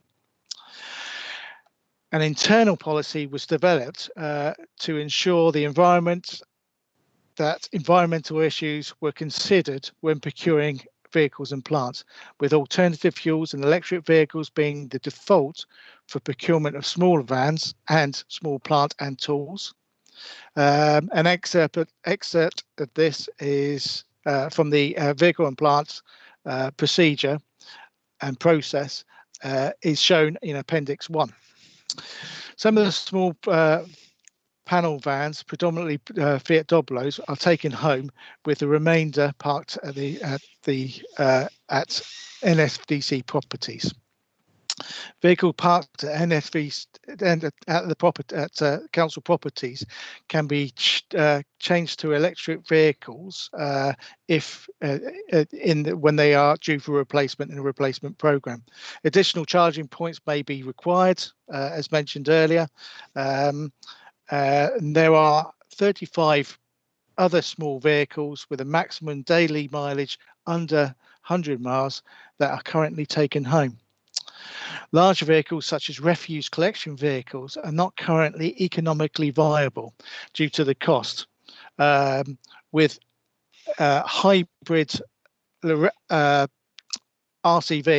the refuse vehicle, it would cost around about £420,000 compared to the normal price of around about £150,000. In addition, the weight of the battery will reduce the payload and therefore increase the number of trips to the tip, resulting in operational issues. As technology and take-up increases, the cost and the weight of the batteries will reduce. It is the intention to keep track of the costs and evaluate using whole life costs to take advantage of the potential reductions in emissions and costs when appropriate. Therefore, the advantage of changing to electric vehicles for the smaller fleet are a reduction in costs and 2.5 tonnes per vehicle in CO2 reduction as well per annum. Having a policy of electric vehicles for smaller vehicles as default will ensure that there is a reduction in emissions. The property infrastructure in relation to electrical loads should be considered with any electric vehicle expansion. So I'll just hand over to David now for his part. Thank you, Simon. David. Thank you, Chairman. Quick update. I think most of the members are aware of where we got to, but I just thought I'd just quickly, obviously there was a task and finish group which made recommendations chaired by Councillor Sue Bennison. In 2019, we installed a pilot project in Fording Bridge with a double and a single. The council decision was that we should do not a self-funded, we had an option of either supplier funded, where we got the people supplying all the equipment to put it all in, pay for it all, and to then maintain it for 15 years or less, depending on when they reached a profit point, or we could have invested a lot of council money into what was viewed as quite an embryonic development, bearing in mind the massive changes that there's going to be electric vehicle charging points in the next 15 years. So as technology improves, if the company wish to upgrade them, they'll be paying for that, not us. And so that was the decision. The total cost to the council of the whole project, we now have 25 charging points in 9 car parks spread throughout the district. I'm pleased to say Councillor Wade should be very happy because both his car parks in Hythe have got a double charging points. We got 1 in Totton at Westfield Road, 3 in Fording Bridge. We've got 2 double chargers in the Furlong car park in the short stay area. There's 1 in New Milton, Osborne Road, and we've got 2 lots of double chargers, 1 in Bath Road and then 1 in Barfield. So we sort of split Lymington quite well. And obviously Brookley Road at Brockenhurst, not forgetting that, a double charger there. And the last one on the project is to get installed is Lyndhurst. The delay in that was because we had to get planning permission from the National Park Authority to knock down the old youth club. And that took a lot longer than we expected, but we've allocated some money to get that done. We'll start looking at properly after Easter. The chargers are fast chargers, which we've installed. As I say, all the installation costs, the operating, the back office, everything is all supplied by them. We as a council get 10% of the supply charge cost. So for every kilowatt hour of charging, we get 1.2 p. May not sound a lot, but we are in profit on this project, Chairman. So I think that's the way to look at it. Obviously, this is phase 1. As and when the people who put it in and we as a council believe that we'd like to see more, there's more demand, then the next phase would be to see, okay, where can we put some more charging points? We were delayed for quite a while because the funder was a Swedish company called Vattenfall. They then sort of sold off their interest in it to a company called Gross Kronstadt, names that roll off the tongue, which is a Norwegian electricity supplier. The good thing about both these suppliers and Gross Kronstadt, who currently supplied electricity to the charging points, is they sell green electricity to the grids. It's basically hydroelectric power, so or wind turbine power, so that the electricity that people are charging their cars with is green. And we also have a back office display which we can check on all the charges on it, but it also shows us how many kilograms of CO2 that we've saved so far since the charges weren't operational. The company that won the tender was a company called Joju, who we did it under the Hampshire Electric Vehicle Charging Point Framework, and I'm pleased to say that we were the first council to actually go live with our electric vehicle charging points in the south of England. In fact, the first to properly use the framework to do it all. So I'd like to thank Councillor Bennison for all her support in getting all this done. And I think overall it's been a very successful project. There's a lot of talk about rapid chargers and fast chargers. Ours are 22 kilowatt fast chargers. Rapid chargers 50 kilowatts. In other words, it charges about just over twice as fast. If you go in with a car that needs a really good charge, in a couple of hours, a fast charger will charge your car up pretty well. Gross Kronstadt have already said, and this is where the funding change has actually helped us, that if we want to start thinking about rapid chargers, then maybe they can put some in the forest. The thing to remember is we need to make sure that we have a sustainable and supported electrical supply. These fast chargers take a 3-phase supply, as do the rapids. But the good thing is Gross Kronstadt, Vattenfall were very picky, and Councillor Bennison remembers this. We had a sort of horse trading of we want to put one there. No, it'll cost too much. This is our wish list. This is their wish list, and we had to sort of balance it up. Gross Kronstadt don't seem quite so encumbered by that. So if I'm hopeful that in time we'll be able to start put places like Burley and other sort of maybe on the seafronts and other places, be able to get some electric charging points there. The key thing of our charging points is most of the users we expect to be coming from outside the district. That's the sort of reason why we're putting them in primarily. That's the sort of the current thinking at the moment. You've either got people who are transiting across the country who want rapid chargers, or destination chargers. if people live locally and they've got electric vehicles, generally they'll have bought them because they can charge them at home. So yeah, I live in Dibden Pearl at the moment. If I'm driving to Lymington in an electric vehicle, I won't need to plug into a charging point here in Lymington. Obviously, I can go to and from quite a lot on one charge anyway. And so that was the theory. So that's where we are with it. And that's the end of my brief report. Okay, David, thanks very much indeed. I've got 3 raised hands at the moment. I'm also getting back echo as well. Never mind. I've got Councillor Tibb, Councillor Wade, and then Councillor Bennison in that order at the present time. So, Derek, would you like to kick off, please? Yes, certainly, Chairman. A couple of points, a couple of questions. First of all, on the table 1, on page 13 there, where it's all through the prices and depreciation and so on, I see that the residual value of the electric vehicle is listed as £4,848, but that's a vehicle with a 6-year-old battery. Now, I don't know what the total life of a battery is, but I would have thought after 6 years, it's probably not that long. And I just wonder whether people will pay £5,000 if they've got to replace the battery. So I just wonder whether that is a realistic value for a 6-year-old electric vehicle. And my other point is about car parking spaces. Where we're putting in electric charging points, we are losing car parking spaces. And I just wonder, what effect is that having on our car parking income if a space is left empty? Okay, if it's being used to charge a vehicle, that's different. But I mean, if we've got a number of spaces around the car park not being used at peak times when the car park is full, this is going to result in lost income, is it not? I mean, have they taken that into account, and how much is it? If I answer that one first, and then Simon Cooper can probably answer the first question you had, Councillor Tipp. We had a good look at what our occupancy rates are on our car parks. Apart from Lymington, between about 10 and 12 on a busy Saturday in the summer, none of our car parks are full all the time.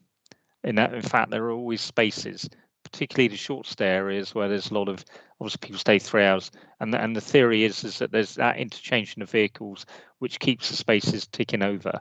So currently we've got 25 charges, therefore we've actually lost about 35 car park spaces out of 6,000.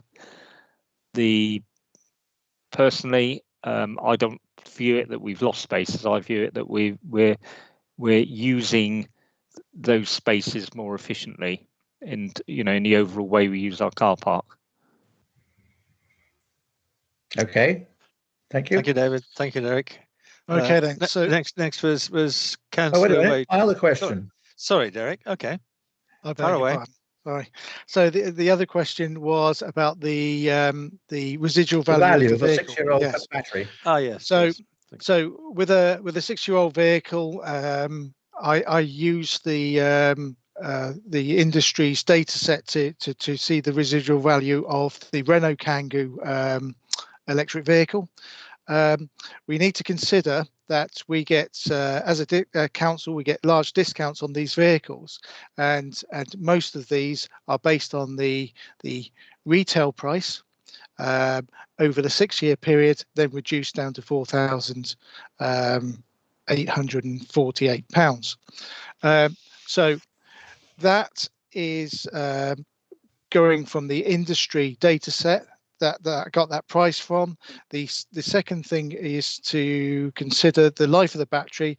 As I recall from a meeting which I attended with David from Joju, is that they take on these companies who provide the energy, take on these batteries after the vehicle's life, and they use them for storing energy from wind turbines, etc.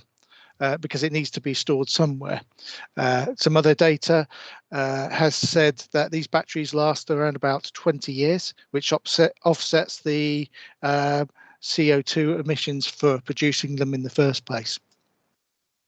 20 years, I've never heard that figure. Interesting. Thank you.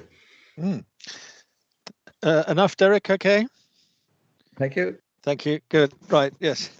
Thanks for waiting, Malcolm. Your turn. please. Oh, well, thank you, Chair. You won't surprise anybody that I have a slightly different perspective on this report than probably Councillor Tipp does. First of all, for Simon Cooper's report, with a long historical background in transport and latterly in business, I think that's very well put together, what you've done. I totally understand you've picked the smaller vehicles and you're looking to take and change them, and that makes perfect logical sense, and it shows a desire and a construct to go to more greener utility vehicles. My only point to you is that as technology enhances and changes, that will be cheaper to change the bigger vehicles. I accept the refuse trucks at the moment are way beyond what we can realistically do, because these things should be cost neutral. They may not, if you can make a profit in it, that's really good. But generally speaking, at the very limit, they should be cost neutral. And that can be done with a lot of the green technologies. And I feel certain that as time progresses, we'll be able to change more of the fleet economically to green vehicles. So I think that's good.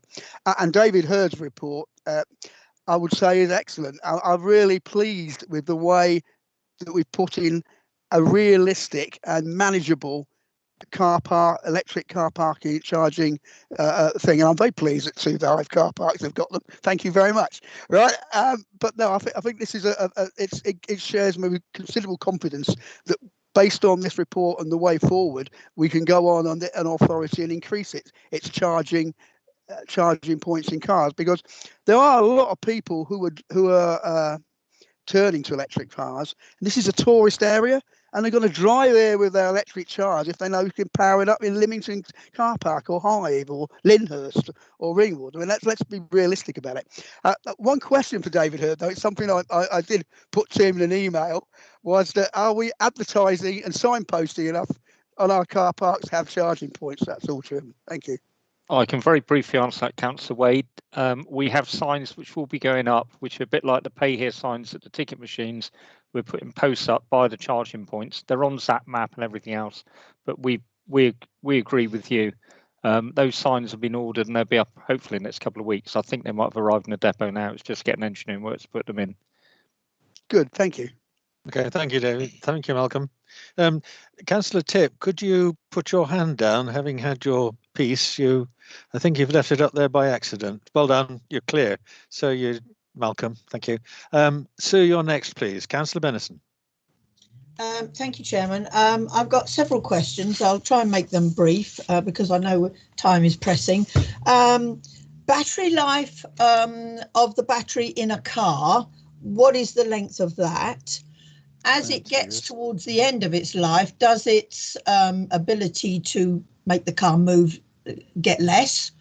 If the batteries are then going on to be used as a storage facility, I think you said 20 years for that. What happens to that battery after that? Has it then got to be disposed of somewhere? So that's that range of questions. And probably to David, I was very pleased to hear that the electricity that we are providing through our electricity availability in our car parks is coming from hydroelectric power. So really pleased to hear that. Is he able to tell us just how much the councillor's made on that so far? And he mentioned 3-phase electricity for a faster charge. How far does 3-phase electricity go across the forest? For instance, I know where I am, we don't have 3-phase electricity. So is that going to be limiting in the forest? How far does 3-phase electricity go? Thank you, Sorry, sir. a lot of questions all at once there, but yes, Simon or David? I think the first one's to Simon, and then David perhaps to follow up. Okay, then. So the battery life for a car. My wife has an electric car actually, so the battery life for a car, economic value of a car is really over a 3 to 4 year period before we start paying more money for it with the repairs and maintenance. As for the battery life, I'm not sure for a car how long it will go on for. Just to clarify, from the meeting with Joju, they mentioned that they use the batteries afterwards, and energy companies use the batteries afterwards for storing the energy from things like wind turbines. The disposal. But not from. They don't use old batteries from cars then. Yeah, they do, because they do, because what happens at the moment is for instance, if you take a Nissan Leaf, the old battery technology of the battery goes into the Nissan Leaf, the Nissan electric van battery. So the vans are always behind the cars. So the technology of batteries go up, and then those batteries go off. As I said, from the conversation with Joju, to be used as storage. But when you mention about the disposal of those batteries, I'm really sorry, I haven't gone that far.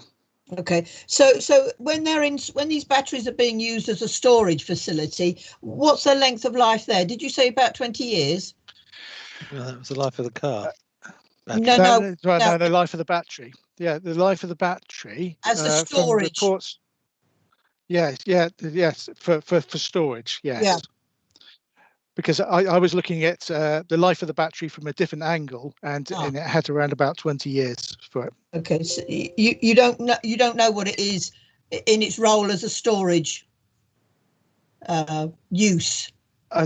Without looking at the data from what I looked at later. But going back to a car, if one buys a car for new, how how long is that battery going to last in that car? Well, it will last for the life of the vehicle. If that battery was to not last that long, it will be protected under warranty and replaced. Yes. Okay. So it's the same question though. My car is 20 years old now. If I was to buy a battery car today, is it still going to be working in 20 years' time without changing the battery? I should think it will be, yes. Okay, that's lovely. The car's worth. So I didn't get that. So Simon, did you? The car's worth. Somebody's talking without putting their hand up. Yeah, so. They are. So could we just go over to David Hurd with regard to, if he's able to say what the council has made out of this our electric pumps, bearing in mind, of course, we've been in COVID, so I guess they've not been used as much as. Well, last month we made £4.97. Last month. Yeah, last month £4.97. Lovely. Outside of COVID, last summer we were seeing sort of about 50 quid a month. Okay, that's all right. It's all profit. I think, yeah, it's all profit. We're not paying anything other than supplying the space. We're not paying for electricity. I think realistically, I should imagine we're looking at a revenue between 100 and 200 on, but that's one of the things we got to look at, because they have to cover their costs, but that's what we get back. But possibly across the piece about that per month, would you say? I would think if you said in the summer maybe 200 and the quiet winter outside of COVID 100, 150, I think we'll probably see a few thousand as an income each year, which obviously if we then increase the phase, we are looking, and I've chased the rapid charging unit in Ringwood. We've arranged a contract with them, and we're still waiting for them to come back with us, where we basically get a ground rent of $1,500 a year, and we get 10% of the profit as well. Okay. And that would generate a few thousand. It'd probably generate, I don't know, probably about $3,000 a year from that as well. That's good. But the company that want to do it has gone very quiet, and if they don't come back soon, I'm going to get Joju to take it on, and we'll get a profit share with them. Good. And very lastly, three-phase electricity. Do you know areas where there must be areas in the forest that doesn't have three-phase electricity? It can be put in anywhere. The problem is it's all down to, like we know in Marsh Lane Depot. It's down to how many substations you've got locally, which you can tap into really. and what sort of supplies and the how much is coming off each. It's about electrical loadings. That's what they look at. I don't think we would have any problems in any town or village in New Forest district with that. It's just that places like Burley, for example, are a lot more expensive to connect up to because you've got to run electric string a bit further. Yeah. Some of the ones we've put in, we've literally just almost plugged into the transform, the substation. We've gone, oh, there's the substation, there's the supply from that. We just plug into it, which is what we did at Fordingbridge. It's literally it's by the co-op, come across the road. We just plugged into it there, and that's why the charge points are there. So all in all, David, it's proved to be successful. It has, and it's and what I like is that with the framework, which is going to be continued by Hampshire, because a lot more people are now picking up on it, is we've got that flexibility as a council to decide whether we keep going. Phase 2 doesn't have to be supplier funded. We could do a 50-50 split with them, put some of our money in and get more of the profit. But as the prediction when we had those meetings, Councillor Benison, were, if you remember, was 26 years before they think they'll have covered all their costs and take proper profit out of it. Indeed. Those predictions haven't changed at the moment. So I think we took a wise decision in getting the supplier funded option, personally. Absolutely. Thank you, David. Thank you, Sue. Karen, you can be a help here. I have got a hand up against a number +4, but it gives me no indication who in fact is putting their hand up. I've got 2 hands up, Councillor Osborne and Councillor Glass. Right, lovely, fine. Do you know which order in which they arrived? Councillor Osborne is first. In that case, Stephanie, Councillor Osborne, please, next. Thank you, Steve. My questions have all been asked by my colleagues, except for I was very concerned about where these batteries will get disposed of as the end product. It sounds as though it's a lot longer than I was aware of.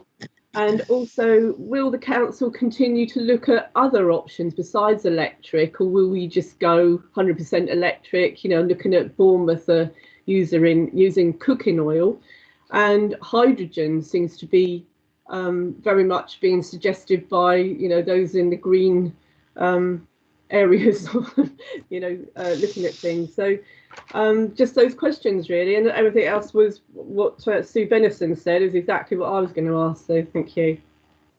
Thank you, Stephanie. Is that Simon or David's going to take that? Shall I take it? Okay, Simon. So with the alternative fuels, my remit is to look at everything. So hybrids, if we can, if for the larger vehicles especially, we'll look at that. And as it says in the report, we will base it on whole life costs. So if it's financially viable for us to do it, then we will do that. If there's some other pressures later on, then we'll look at that. So everything will be taken will be framed in the current situation. So with all the alternative fuels, we'll look at it. With vegetable oil, first off, is that is there enough to go around, and how many vehicles would that be able to service, and what would that do to the repairs and maintenance costs of that vehicle because of the changes in things like filters, etc., which will clog more easily. I know our officer Chris Noble's going to actually look into it and liaise with that council just to see how it's going. So that's all good. I'm just really concerned at the disposal of these batteries. I just think that they're huge. I didn't realise how big they were. And where is Joe 2 based? Where is that? That's for David. David. Right, Joe 2 is Joe 2 Solar are based in London. They're one of these entrepreneurial. They were specialists in solar panel technology and sort of fitting solar panels to houses, and they branched out. But the Joe 2 is Joe Michaels, and the other guy is called Jardine. I think it's Christian Jardine. He advises. He works for Oxford University and other areas, and he's one of the advisory people to the government on electric vehicles, electrical power. So I think we've, they won the tender, but they've also got some very smart cookies who, when you speak to them, the developments of electric vehicle fleets and electric vehicle batteries in particular are going ahead. They are leapfrogging each company that's getting involved in it. It's a massive investment technology at the moment, and they're looking at, they want to get the nirvana of much longer battery life and also the ability to reuse batteries, recycle, and everything else, because they're obviously aware of the environmental impact. So I think it's a fascinating field. Looking at how they can make much larger ranges on the cars and everything else. So I think we're in safe hands with Jojo at the moment. Thank you. Thank you, Stephanie. Thank you, David. Alan, Councillor Glass, you're next, please. Thank you very much.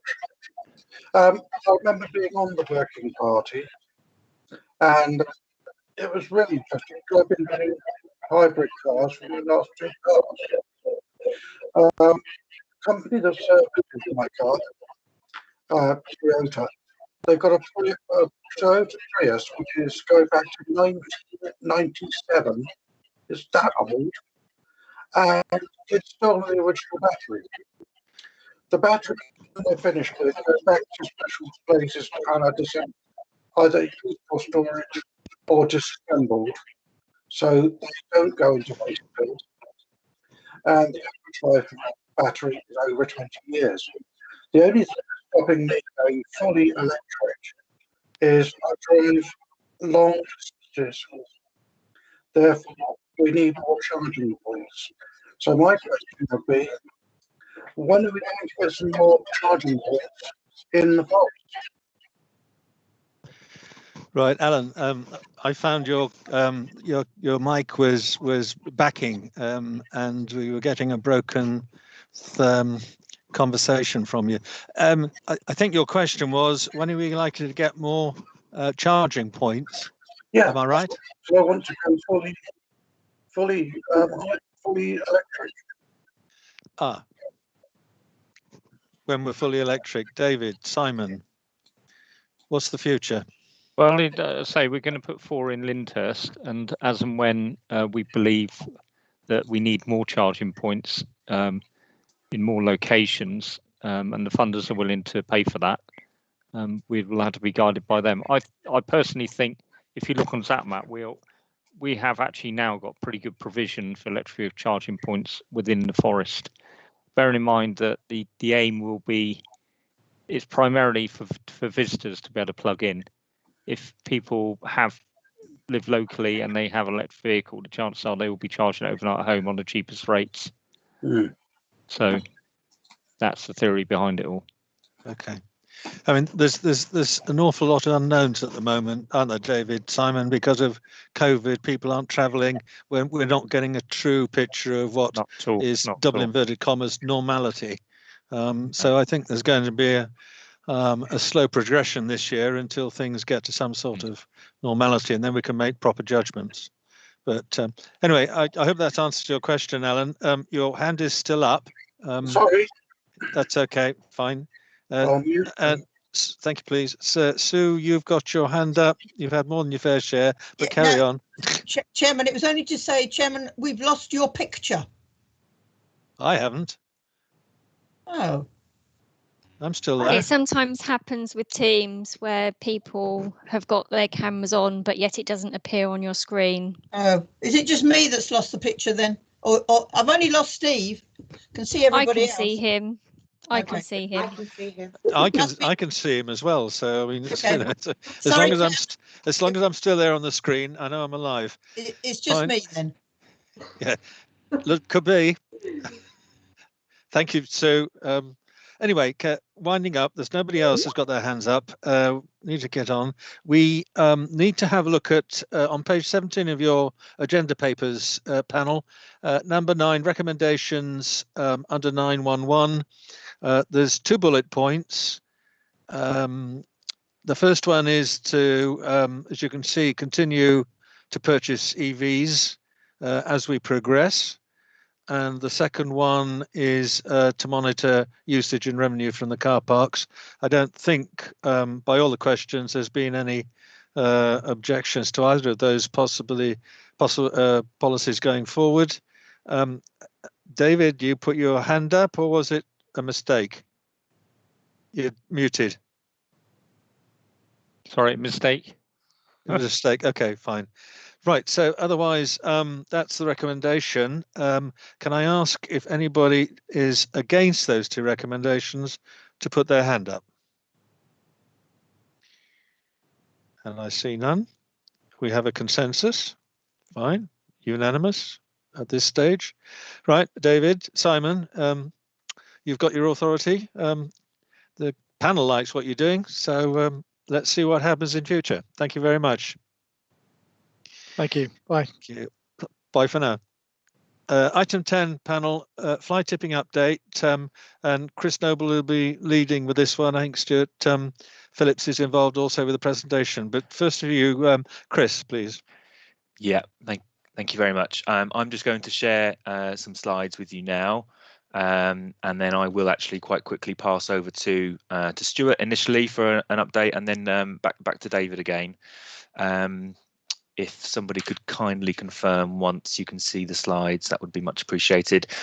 Fly tipping has been, I think, on the working That's plan it, Chris. for this. It's full screen now. Well, thank you. It's been on the work programme for a little while, I think, for the group to have a look at this. It's been in the national media quite a bit recently as well, in terms of impact of fly tipping on councils, particularly in the last year with the COVID impacts and the way people have sort of changed their behaviour and how things have changed over the course of the last year. But I will pass to Stuart, who's going to give an update initially on the fly tipping data. And then David is going to give an update on the sort of enforcement position, because there are obviously two sort of sides to this. Stuart looks after the street scene team who are responsible for clearing these fly tips, and David's team looks after the enforcement side of things when we have evidence and are able to progress with enforcement activity. I'm going to move through the slides. So on that note, I shall pass to Stuart, if you're there, Stuart. Yep. Thank you, Chris. Okay. Thank you very much. So this one is our comparable data. These are reports that are received through the customer's CRM system.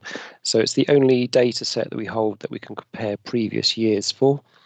So if you're looking at the current number of fly tips, this is recorded for the last 3 quarters.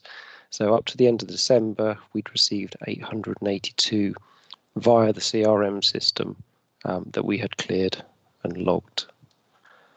So we're tracking quite high against other years, considering there's still another quarter to add to this data set. So, okay. Next one, please, Chris. Yeah. Sorry, bear with me. So last year, just to start on the next one, we started tracking other data sets. So the blue is highlighted as the CRM reports that you've just saw on the previous slide for the 3 quarters. The other 2 things we started to track were when the teams are out and about, they just come across fly tips. There are certain areas which we regularly visited or places that we're aware of. Our teams are about in all the towns and villages daily, and that's highlighted in the grey at the top. So those are the number the team collected just outside in general verges, gateways, other areas. The bring sites last year, they were particularly heavily abused and used, where people, particularly April, June, people were in lockdown initially. Everybody expected it to be short term. Lots of people took the opportunity to clear material out, and they brought that waste to the bring sites, which is not recyclable. So this is like household items, all forms of waste that were not able to be collected through the recycling centres.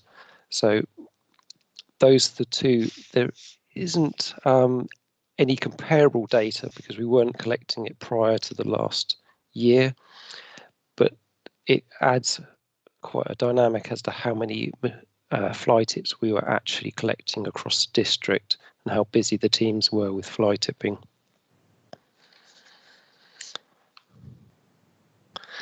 So we've seen an increase across the district, all areas. In April and June, it was particularly high. Obviously, the closure of the HWRC tips due to COVID was from the 24th of March. They reopened in the 11th of May. And then there was the booking system that was introduced on the 15th of June. So from the 23rd of March, when lockdown began, to the end of January, we've recorded and collected over 3,100 fly tips from the 3 data sets that you saw. Obviously, at the end of the month, we'll be able to have an overall annual figure.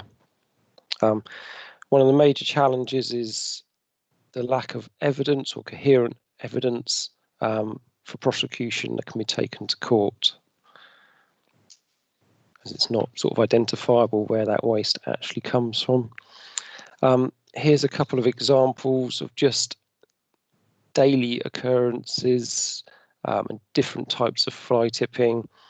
There's a very recent one there, which is just off the A31, which the team come across.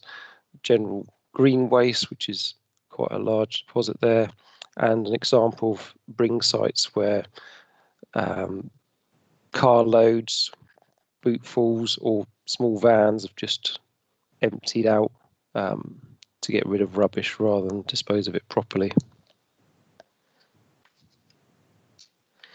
We've also had some opportunities where we've had to engage with joint working. The Highways Agency were able to provide traffic management for us to remove some 300 bags that were dumped on the embankments between the Hour roundabout and Junction 2. So that took us over 2 days to clear that, working with the enforcement team, my team, and the Highways Agency to actually access the site. So there's a lot of challenges in dealing with the fly tipping and actually collecting it in these kind of occurrences where site access, just for the safety of teams, is a challenge. So I'm going to hand you over to David now, who can talk in more detail about the prosecution criteria. Yeah, thanks, Stuart. It's good to see my 2 staff in that photograph there.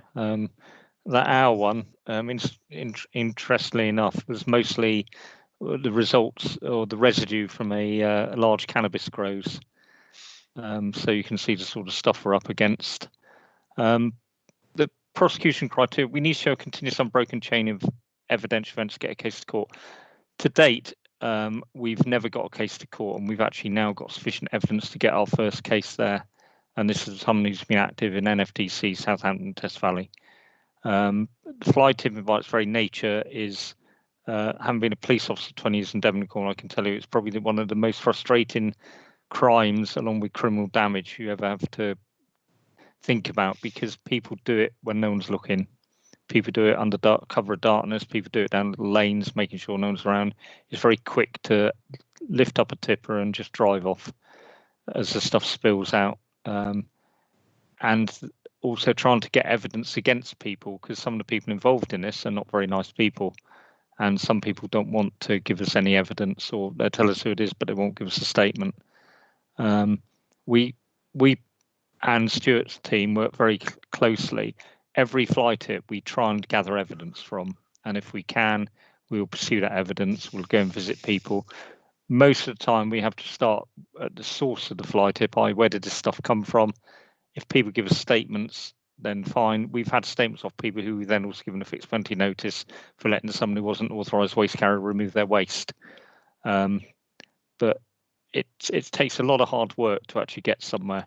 One of the things I spoke to Colin Reid about yesterday is with my team. This is something I want to heavy up on more. I want us to be able to hopefully get more cases to court in the future, and how we can possibly improve the way we gather evidence and how we can process evidence. But it is a very difficult thing to do. We purchased some cameras, which we're going to put up in known fly tip hotspots. We've got some signage which warns people they are being watched on CCTV. So we're doing the best we can. Here's a profile. Often they are registered for waste disposal. Yeah, it doesn't cost very much at all. A lot of building debris, households, items no longer wanted. They tell customer to take it to the tip. They then drive off and dump it and then return to the next job. The one we're prosecuting in court, we know on a number of occasions he's done 3 or 4 trips to the New Forest in a day, dumping a tipper load of rubbish each time. And we know from the source of that rubbish that he was paid 150 quid each tip. So he's got 600 quid in a day, and he doesn't pay any of that to the taxman. So, got the next one, Chris.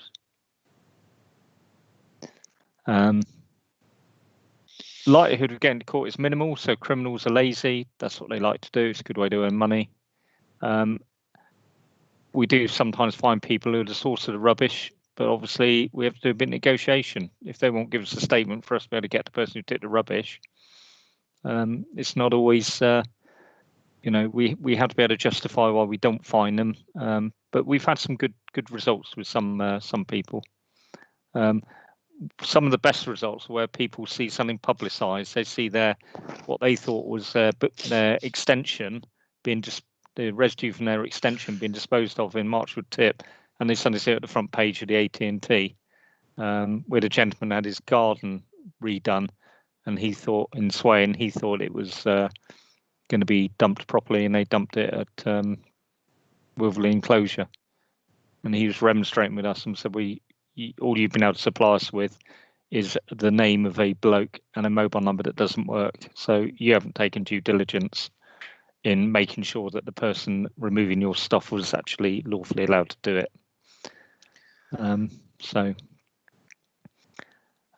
Bring sites. Most fly tips are a car boot full of household. Most of the fly tips are a car boot full of household waste.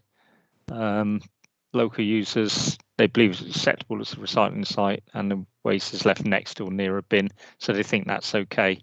Again, it's not. There was one Jamie was looking at this morning, which was a huge, it's like quite a large fly tip at Ringwood Furlong. That isn't just someone's just getting rid of a bit of excess stuff. That was, again, some builders just dumped it there. It was like a house conversion job again. How much do we fine them? A small fly tip, a couple of bags, we tend to fine them £50. Unauthorised deposit of waste, £300. Now, these figures are the discounted rate when they've been paid.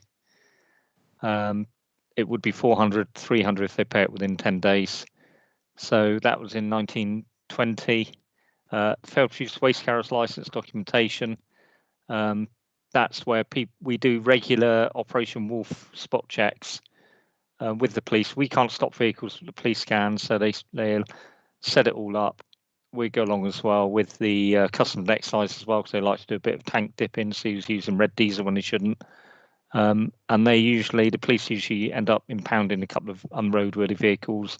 They've had drivers run off, they've had wanted drivers, they've had uninsured drivers, and people carrying waste who don't have a waste carrier's license, so they get £300 fine on the spot. Industrial and commercial waste receptacle offences. We started doing a bit more of this, but COVID came along. People who aren't disposing of their business waste properly and putting out with the black bin bags. We started visiting a number of shops in Runbridge Street, most of whom won't actually sign up to any business waste disposal, even though they created business waste. There's 8,000 firms in New Forest District with 10 or more employees, apparently. And only 1,200 are signed up with New Forest District Council for waste, and I guarantee you 6,800 are not signed up with BIFA and the others. So a lot of the small business people think it's all right I'll just black bag my stuff and take it home and put it out with my personal waste, and they have to have a waste contract license. So we try education first, saying, look, you've got 7 days to produce who you're signed up with, or you'll get fined. So the ones we find are ones who haven't bothered to sign up, so they get a fine. And the aim before COVID came along was for my team to, over the course of a period of time, ideally a year, actually visit all the businesses we possibly could, and go and advise, are you signed up? If not, you need to sign up. Here's a notice. You've got 7 days. It's a win-win for us. If they don't, we fine them. If they do, generally they'll sign up with New Forest. So that's where we are. Right. Is that it, David? Almost finished. I said about 2 wildlife cameras. We can't name and shame people we give fixed money notices to, but we can if those are prosecuted successfully at court. So I want to get more people to court. That's it, I think. Done that one, Chris. Yeah. Okay. That'll do. Thank you very much. I have hands up where I can't see who is putting their hand up, Karen. The first one is Tony Ring. And who's after that? That's it. Oh, currently. Okay. Oh, and Stephanie Osborne has just gone up as well. So I see. Okay, right. Well, Tony, would you come in first, please? Thank you, Chairman. Yes. What David just said feeds into my initial comments to Alison. The cameras that you've bought and the signage that you intend, is that going to be flexible? In other words, if somebody local, i.e. we in Ringwood, identify a spot that hasn't necessarily been caught up before by an FDC, but we can identify it and we can confirm it's a hot spot, could we then lobby you for some signage and a camera on a temporary basis? I mean, specific, I don't want to get too much detail here, but specifically, there's a slip road to the substation off the A338, A31 junction. It's used for commuter parking. They stay there all day while they go off to work. And then normally, for litter purposes, empty out their picnic at the end of the day into the brambles at the side of it. Or more specifically, as I said, we cleared it last Sunday, and there's a couple of bits of heavy metal that, to me, look like they need a high-ab lift to get rid of them. And there's a complete toilet unit, cistern, toilet pan, everything there, all left at the side, which I know you will come and clear when it's reported, and that's very well. But a camera there and some signage, I think, could A, pick up some career litterers, and B, be a disincentive to future stuff there. Legally, if we've deployed the cameras, we have to have signage up saying that CCTV is in operation.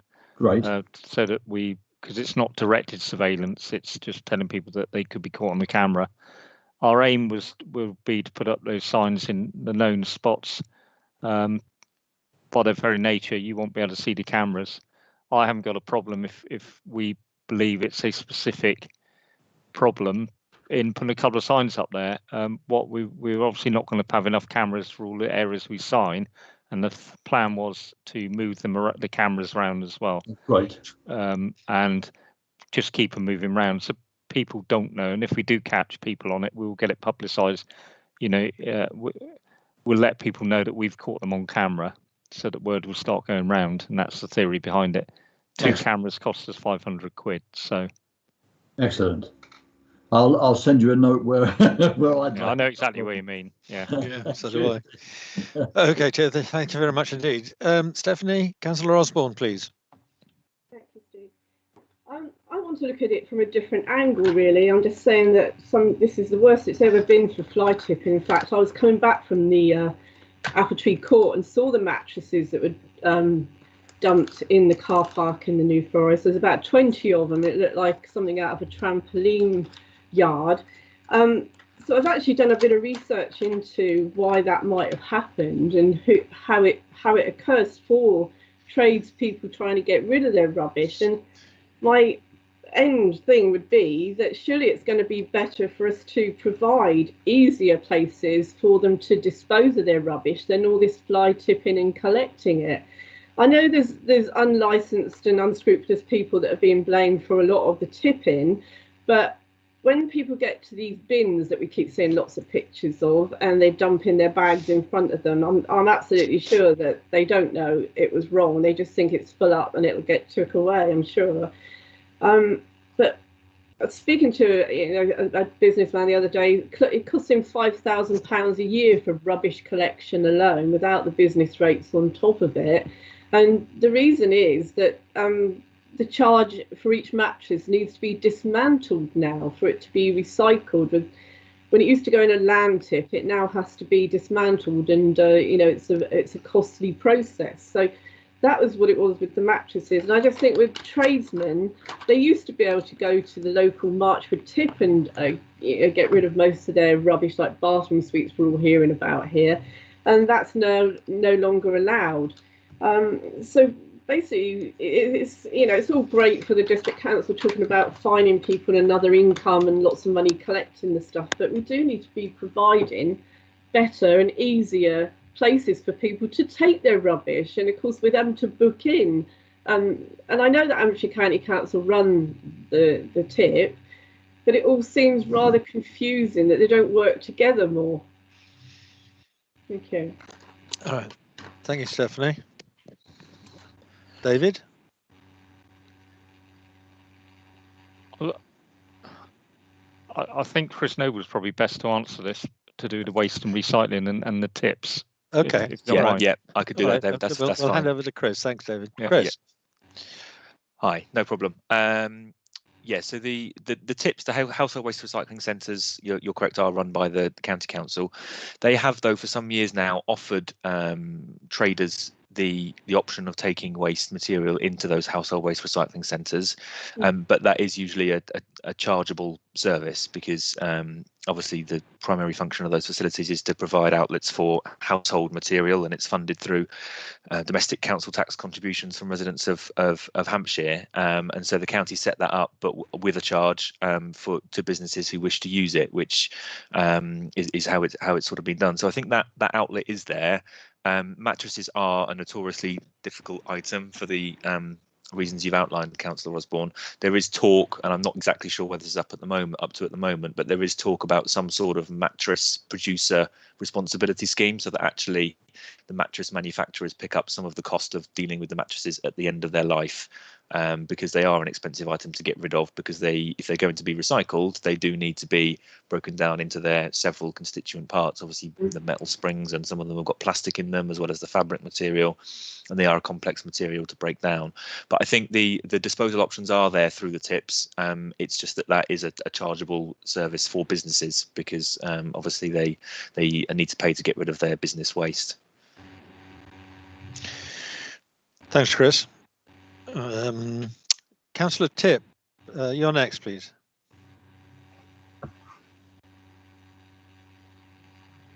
Well, I keep going from one to the other. I'm unmuted at the moment, I think. Correct. Yes. You are. I've got a lag on my machine. I just wanted a point of information. The hour tip that was mentioned in the film earlier in the slides, that was cleared, but I'm told by a local litter picking group that there are another 45 sacks of cannabis residue from an illegal cannabis farm, obviously, has been dumped there since that. So just a point of information. You see what we're up against, aren't we? We're up against illegal activity, producing illegal litter, which is being illegally dumped. There we are. Thank you. Yes, for as long as it doesn't affect the rubbish collectors and they finish up high as a kite, we're all right. But I'm sure they'll take it on board. Chris. Yeah, I'm sure we'll be keeping that site under some fairly as close observation as we can. It is, as Stuart alluded to, it is a difficult site, that, because we do need the main road there to be closed to the degree that it's safe for our staff to work, and actually the banking there was quite challenging working environment from what I understand from the feedback from the team. But thanks for the information, and we'll make sure that we keep that under review. Thank you. Thanks, Chris. Thank you, Derek. Your hand's still up, by the way. If you could remove your hand, Derek. Anyway, next, Sue Bennison, your hand is up. Thank you, Chairman. Just one very quick question. Through the council's bulky waste collection, I think that's what you call it, where households can say, could you come and take this settee away or whatever? Do we take mattresses? Does the council take mattresses from houses? And if they do, I can see you nodding. And then what do you do with them? What does the council do with them? Yes, we do take them, and we obviously pass them to the county council to dispose of. Now, I may have to clarify this to make sure I'm giving the correct answer, but I know certainly recently, at least, they were being shredded, I believe, to create some sort of refuse-derived fuel. So possibly having the metal extracted and then the fabric going into a refuse-derived fuel, which is an incineration process, but it's a high calorie sort of fuel to produce electricity at high temperatures. I think that's the latest position. It's certainly something that has happened in the recent past. But like I said, I know the county council colleagues do have in the past struggled with disposal of mattresses because they are a large, bulky item. They can't just be put through the normal incinerator because they're too large, and they are a problematic item. And there are, across Hampshire, thousands and thousands of them every year being produced. So it is a problematic item. And what do we charge for that? What do we charge the household for that? It's £35 for a bulky waste. Is that right? Was it 30? It's either 30 or £35 for a bulky waste collection. Okay. And do we have to pay county then to do something with it, or do they? No, it's classed as household waste. So the county council pay for the disposal of household waste. So we incur the sort of collection charge, if you like, which we can pass to the customer. But the county council has to foot the bill for disposal. Okay. Thank you. Okay. Thank you, thank you, Chris. I think that's probably come to the end of this particular item. So thank you to David and Stuart. Going on to the next part of the Chris Noble hour, number 11, a waste strategy update, which is a very short report, isn't it, Chris? It is, yes. Good, thank you. I've got some slides again. So again, if it could kindly be confirmed once they are on your screen. There.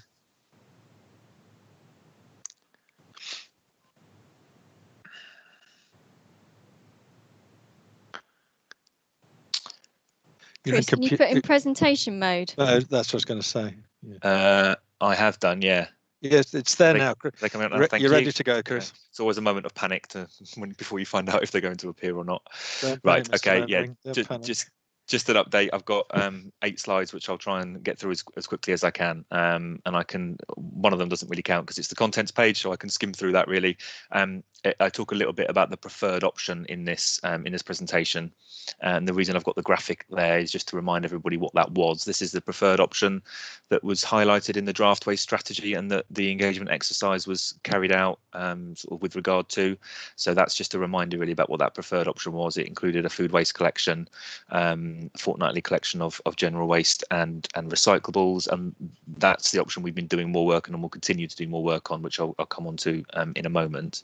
So three main items to update you on, which are in the bullet points there on the left hand side. The environmental benefits, an update on the engagement work, and then a national and Hampshire update. So what I wanted to do is, through the work we've been doing, we've been focusing a little bit on the environmental benefits of the preferred option and making improvements to our waste and recycling service. Obviously, one of our key drivers is complying with the forthcoming legislation and the national waste strategy, improving the service for residents. But I just wanted to focus on a couple of areas to do with the environmental benefits.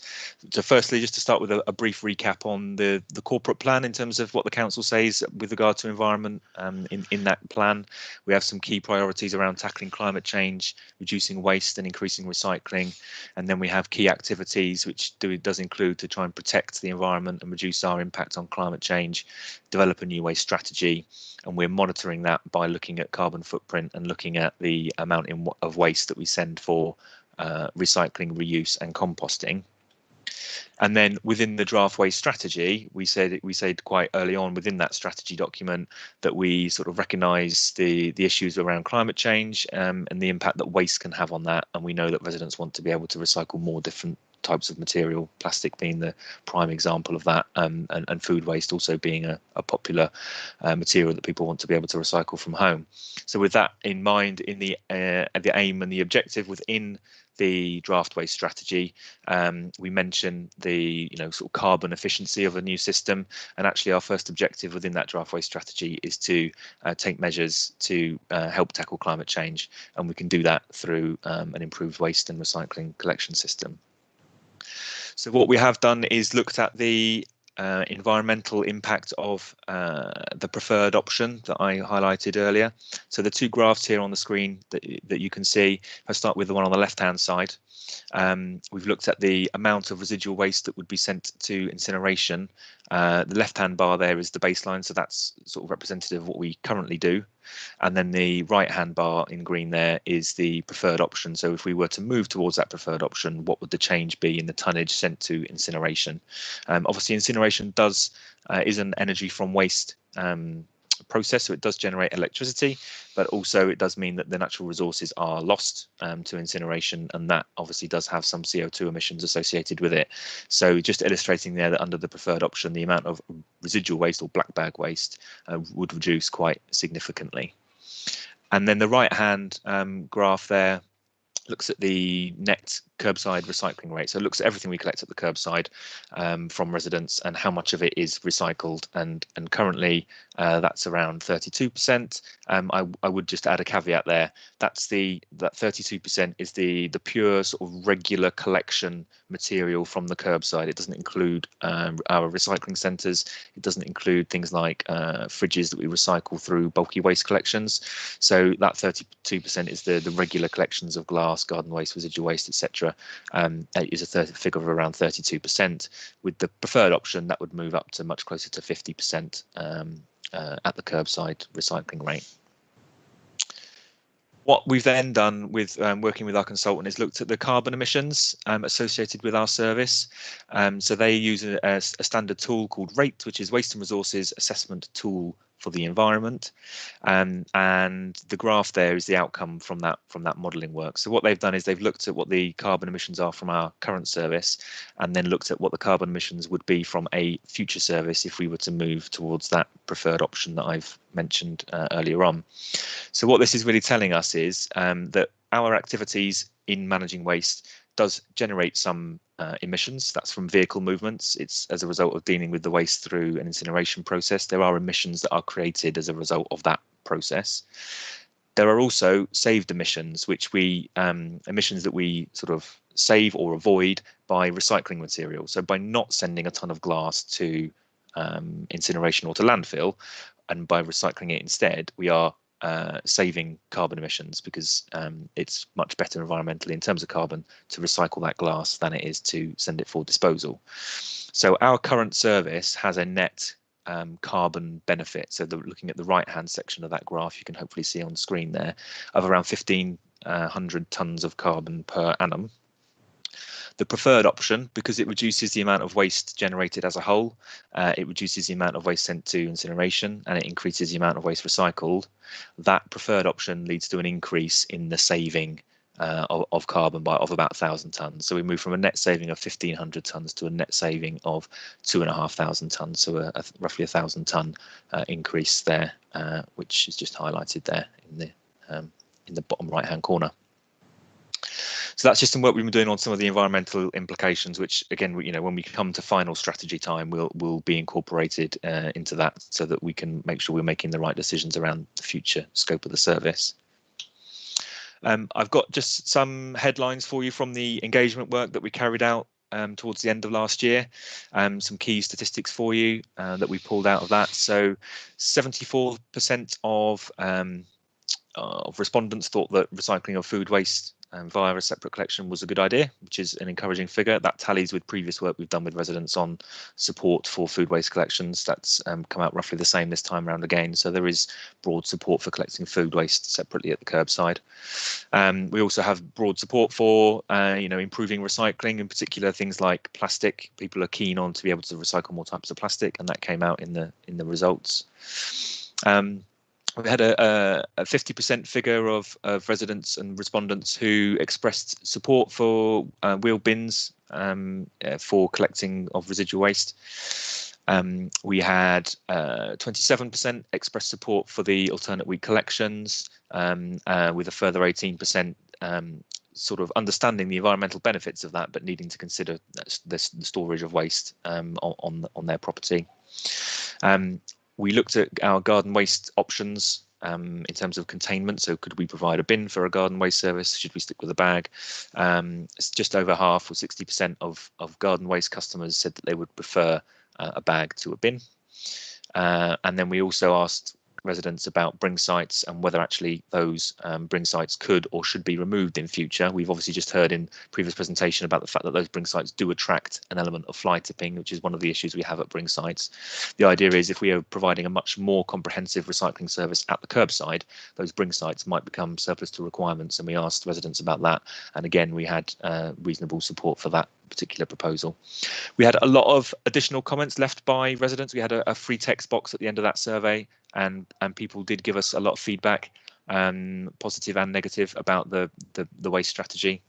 I think you could probably group together the comments into three key areas in terms of what people were saying to us. There were concerns expressed about aesthetic impact and impact on the street scene of wheel bins in particular. Some comments and queries about the size and storage of containers. I would say those 2 bullet points are things that in other areas where wheel bins have been introduced, it's all about the policy that you have in support of bins and the communications and the other things you do alongside the introduction or the scheme change to mitigate against those impacts. So where, for example, people are worried that the bin is too big or too small, you can look at alternative sizes to help out in individual circumstances. So you have a policy that would inform that and would allow us to provide something that was a bit more bespoke. So a lot of the issues raised aren't insurmountable issues for us. And then there was as well support for the proposals in the comments that were made. So what we'll do is we'll continue to do some work on that, on those engagement results, and we'll obviously make sure when we come to the next stage of any decision making that the council needs to do around final waste strategy, that these results are included and that these results really inform future development of any collection scheme that we have. We wanted to know what people thought so that we can design solutions for any issues that people are raising into the scheme design further down the line. And I think in that respect, the engagement's been a success because it's given us plenty of that feedback to help us. And finally, where we are really in the sort of our decision making process and looking at the future of the waste service is we've done quite a lot of work now on our preferred option. We know quite a lot about that. The bits we don't know so much about is the national position and the Hampshire position, which complete the puzzle for us really, these two bits. So just to look at the national position, we are imminently awaiting the next round of national consultations. We were told that, well, we're hoping that they were going to be out this week. I've been checking every day and they haven't appeared yet, and I believe that there's been a further delay. I think that's a delay of sort of days rather than weeks, but we're not really sure. We're still waiting for those to come out, so that could be any day now. We have been told definitely it'll be March. And those national consultations we're hoping will tell us a bit more about some of the things in the bullet points on the slide there. So what is government thinking about the consistency and how consistent they want councils to be in terms of what they do? What is the impact of a deposit return scheme on our curbside collection, for example, and what level of funding might be available from government to support some of these new services that government wants us to introduce, such as food waste. So that's a really important next step for us. That's just around the corner. And finally, Hampshire. Other Hampshire councils have been doing similar modelling work to us, looking at future collection options, and they've looked at all the different options and done the modelling, looked at the cost, looked at carbon, looked at recycling rate, and the conclusion, if you like, that they're coming up with is very, very similar to our current preferred option in terms of collecting food waste weekly, expanding the range of recycling, those kind of things, it seems to be aligning with the direction of travel for an FDC. Which is encouraging, because we need to work with our county colleagues to make sure that we're coming up with a scheme that's going to fit with the infrastructure and with what the other councils are doing. And like I said a moment ago, we do need both these areas to progress before we can complete our business case and complete our sort of final waste strategy and present that back to this panel and other decision-making groups within the council for decision, hopefully later this year. Sorry, that probably wasn't quite as brief as I would have hoped, but I think I got there in not too bad time. So I'll happily take any questions, Chair. All right, Chris. Thanks very much indeed. It needs to be doubly emphasised the fact that the NFDC is so far ahead with its review of the waste strategy. We are waiting for Hampshire and other waste authorities to complete their work. Because obviously Hampshire is the collector. They need to be in place before we can make our final decision. So nobody in the district is going to see any changes to their bags and bins for, well, probably beyond the end of this year. Isn't that right, Chris? Yes, certainly. Yeah, I think the sort of lead-in you have for schemes like this tends to be 12 to 18 months if for a significant frontline service change. So we need to get to the point where we are in a position to make a decision, and then obviously we can talk about when that scheme change might actually occur. Yeah. Thank you, Chris. Somebody's not muted who just coughed, so can I ask everybody to remain mute unless they're going to speak? I've got hands up. Derek, Tip and Sue, you were first. So Councillor Bennison, please. Then it'll be you, Derek. Thanks. Chairman, I think actually Derek was first, but mine's a very quick question, so I'll be very quick. Okay, ladies first. Pots, tubs and trays, I may have missed it, you may have said about it. Any movement on that when we might be able to recycle those items? We are fairly confident that in the next, when the government releases its consultation, hopefully this week or next, pots, tubs and trays will be a core material, will be material that all councils will be required to collect as of probably 2023 or possibly 24. And I know that in terms of discussions with the county and their planning for future infrastructure, they are assuming for the purpose of planning a new MRF and new sorting infrastructure that pots, tubs and trays will be in the mix for collecting for recycling. Yeah. Good, lovely. Thank you for that. Thank you, Sue. Derek? Yes. Well, my question is this. Most residents are keen to increase recycling, but the question I get asked mostly is we're told that wheelie bins are not going to be compulsory, or they're not the only choice, but what they're asking me is what other vehicle for collecting the waste could be a choice as opposed to wheelie bins. Is there any other option than wheelie bins?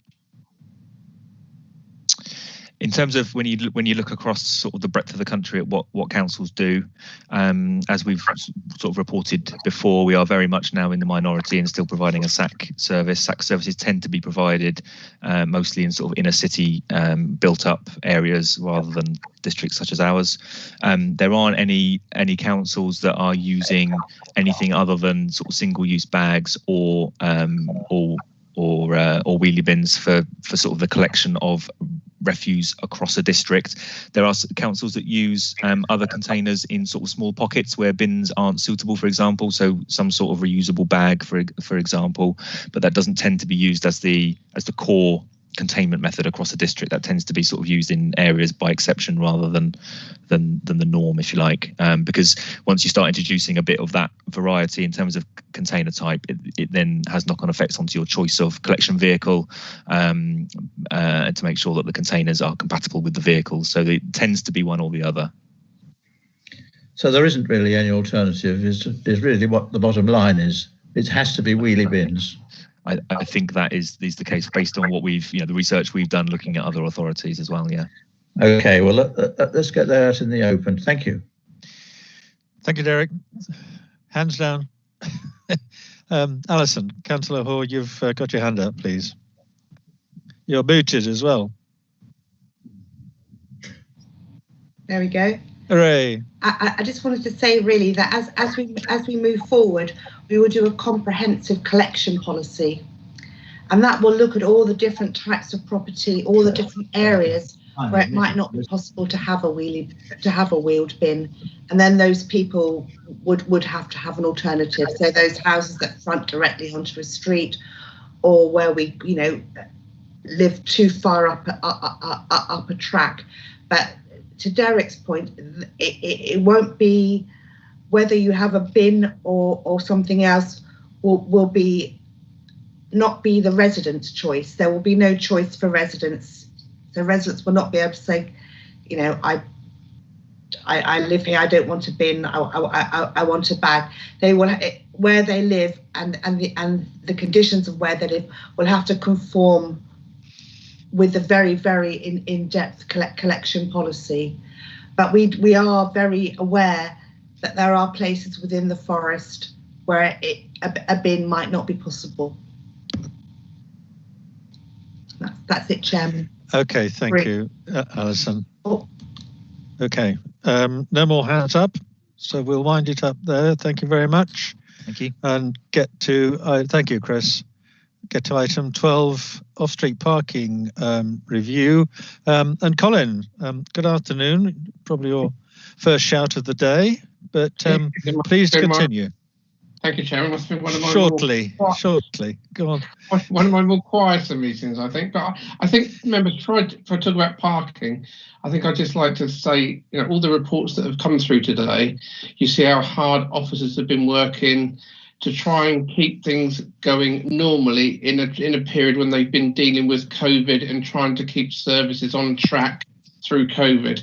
And I think the length of the agenda today is actually the results of some very hard work from officers and working parties over the last few months. And I'm really pleased to see some of the reports coming forward. My report today on the off-street parking task and finish group is very quick. And that is just to say to you, we had our last meeting and that was in October. At that point in time, we gave advice to the members gave advice to the portfolio holder in terms of free car parking for Christmas, the price for the 2021 clocks and ticket tariffs, and actually the fact that they recommended, against officers' recommendations, I would add, that we would freeze those prices this year, with the exception of the only prices we were going to increase for car parking this year was the amenity car parks during the peak period of the summer. And where we are now in terms of the working group, we are looking to bring a further report, and I'm going to suggest we bring that to the panel in June, the next panel meeting. And actually that report will look at the council's parking strategy, the council's parking hierarchy, i.e. who are we providing a car parking for, and what new technologies are available to manage those car parks. So looking at the parking clock, is that now the right form of system? We know how popular it is. So we need to find something that's easier for people to use, but it gives people the satisfaction that they've got at the moment and the flexibility that they've got with a parking clock. So basically what we're hoping to do is share the report with the working group once more, and then we will bring a report to panel in June. Chairman, that is my brief update. Excellent. You can come again, thank you, Colin, but not this meeting. That's nice and short. Thank you very much indeed. Item 13 then, ladies and gentlemen, work programme. You have a draft list in front of you, your agenda papers. Apart from what is actually written of the 4 items for the 17th of June meeting, you'll have seen in the dashboard from our portfolio holders that a number of items will be coming forward for our meeting on June. One will be the housing delivery plan update, which is as I said, the dashboard. The second one is the review of the community infrastructure levy process. And the third item will be the update on the joint strategy for South Hampshire. Now, we don't know of anything else that might be ready at that time. So just to make a note of what there is forthcoming, and I'll leave Karen to work that out progressively as we get through to the middle of the summer. If I move on to the last item of the agenda, which is, do I raise any urgent matters? I wanted to ask the panel, if you're all paying attention and not packing up and going home. As Colin has mentioned, there's a lot of work coming through this panel right now. We noticed at the last meeting we really ran a long time. We've done it again. These are very lengthy times for people to really concentrate unbroken for such a long period. I want to ask the panel if they would be prepared to consider some additional meetings in the calendar of this panel to lighten this load and well, to make life easier, to be honest. It also is slightly more convenient in terms of the passage of documents and policies. But has anybody got an objection to that idea? And Malcolm, I've seen you put your hand up. So yes, please speak. I haven't got an objection, Chairman. I think actually it's the right way to do, because decisions made at the end of the meeting never have the same amount of quality, I think, or debate or discussion as ones at the beginning. Because we spend a long time talking at the beginning and we rush through at the end. So having more meetings with a smaller agenda would give the authority the valued input from all members I'm sure it would get. There you go. So I agree with you. Excellent. Thank you. Thank you for your support, Malcolm. Very kind. Sue, you've put your hand up. Yeah, really, Malcolm's taken the words out of my mouth. I think when we've got a longer agenda like this, and there are items on there that we do want to discuss at some reasonable length, then the number that we have even today was probably too many items. So perhaps we might consider, I don't know, a bi-monthly meeting, dare I suggest? May we suggest to Colin and the team that we look into this and see what would be the best way forward to meet everybody's requirements, both council as well, officers as well as members. Yes, Colin? Chairman, yeah, I would take that up. I will speak to Matt Wisdom and we will come back with some options. I think you're correct. I think, you know, we do spend a lot of time at the start of the meeting dealing with things, and then momentum kicks in. And there are some very interesting and very fundamental reports coming forward. And it's not only in my area. Claire's brought some very good reports through to you today on the planning side. And I think it is only right that we give it the time that it deserves to make proper decisions. Absolutely. And I will speak to Matt and I will come back. Well, you have the support of the panel. So thank you. Let's see how it goes and we'll come back to panel. Right, well, that's it, everybody. Thank you very much indeed for your attendance, your patience, perseverance. Nobody fell asleep, I noticed. So good luck. Enjoy the rest of the day and we'll meet again next time. Bye for now. Thank you, Chairman. Thank you.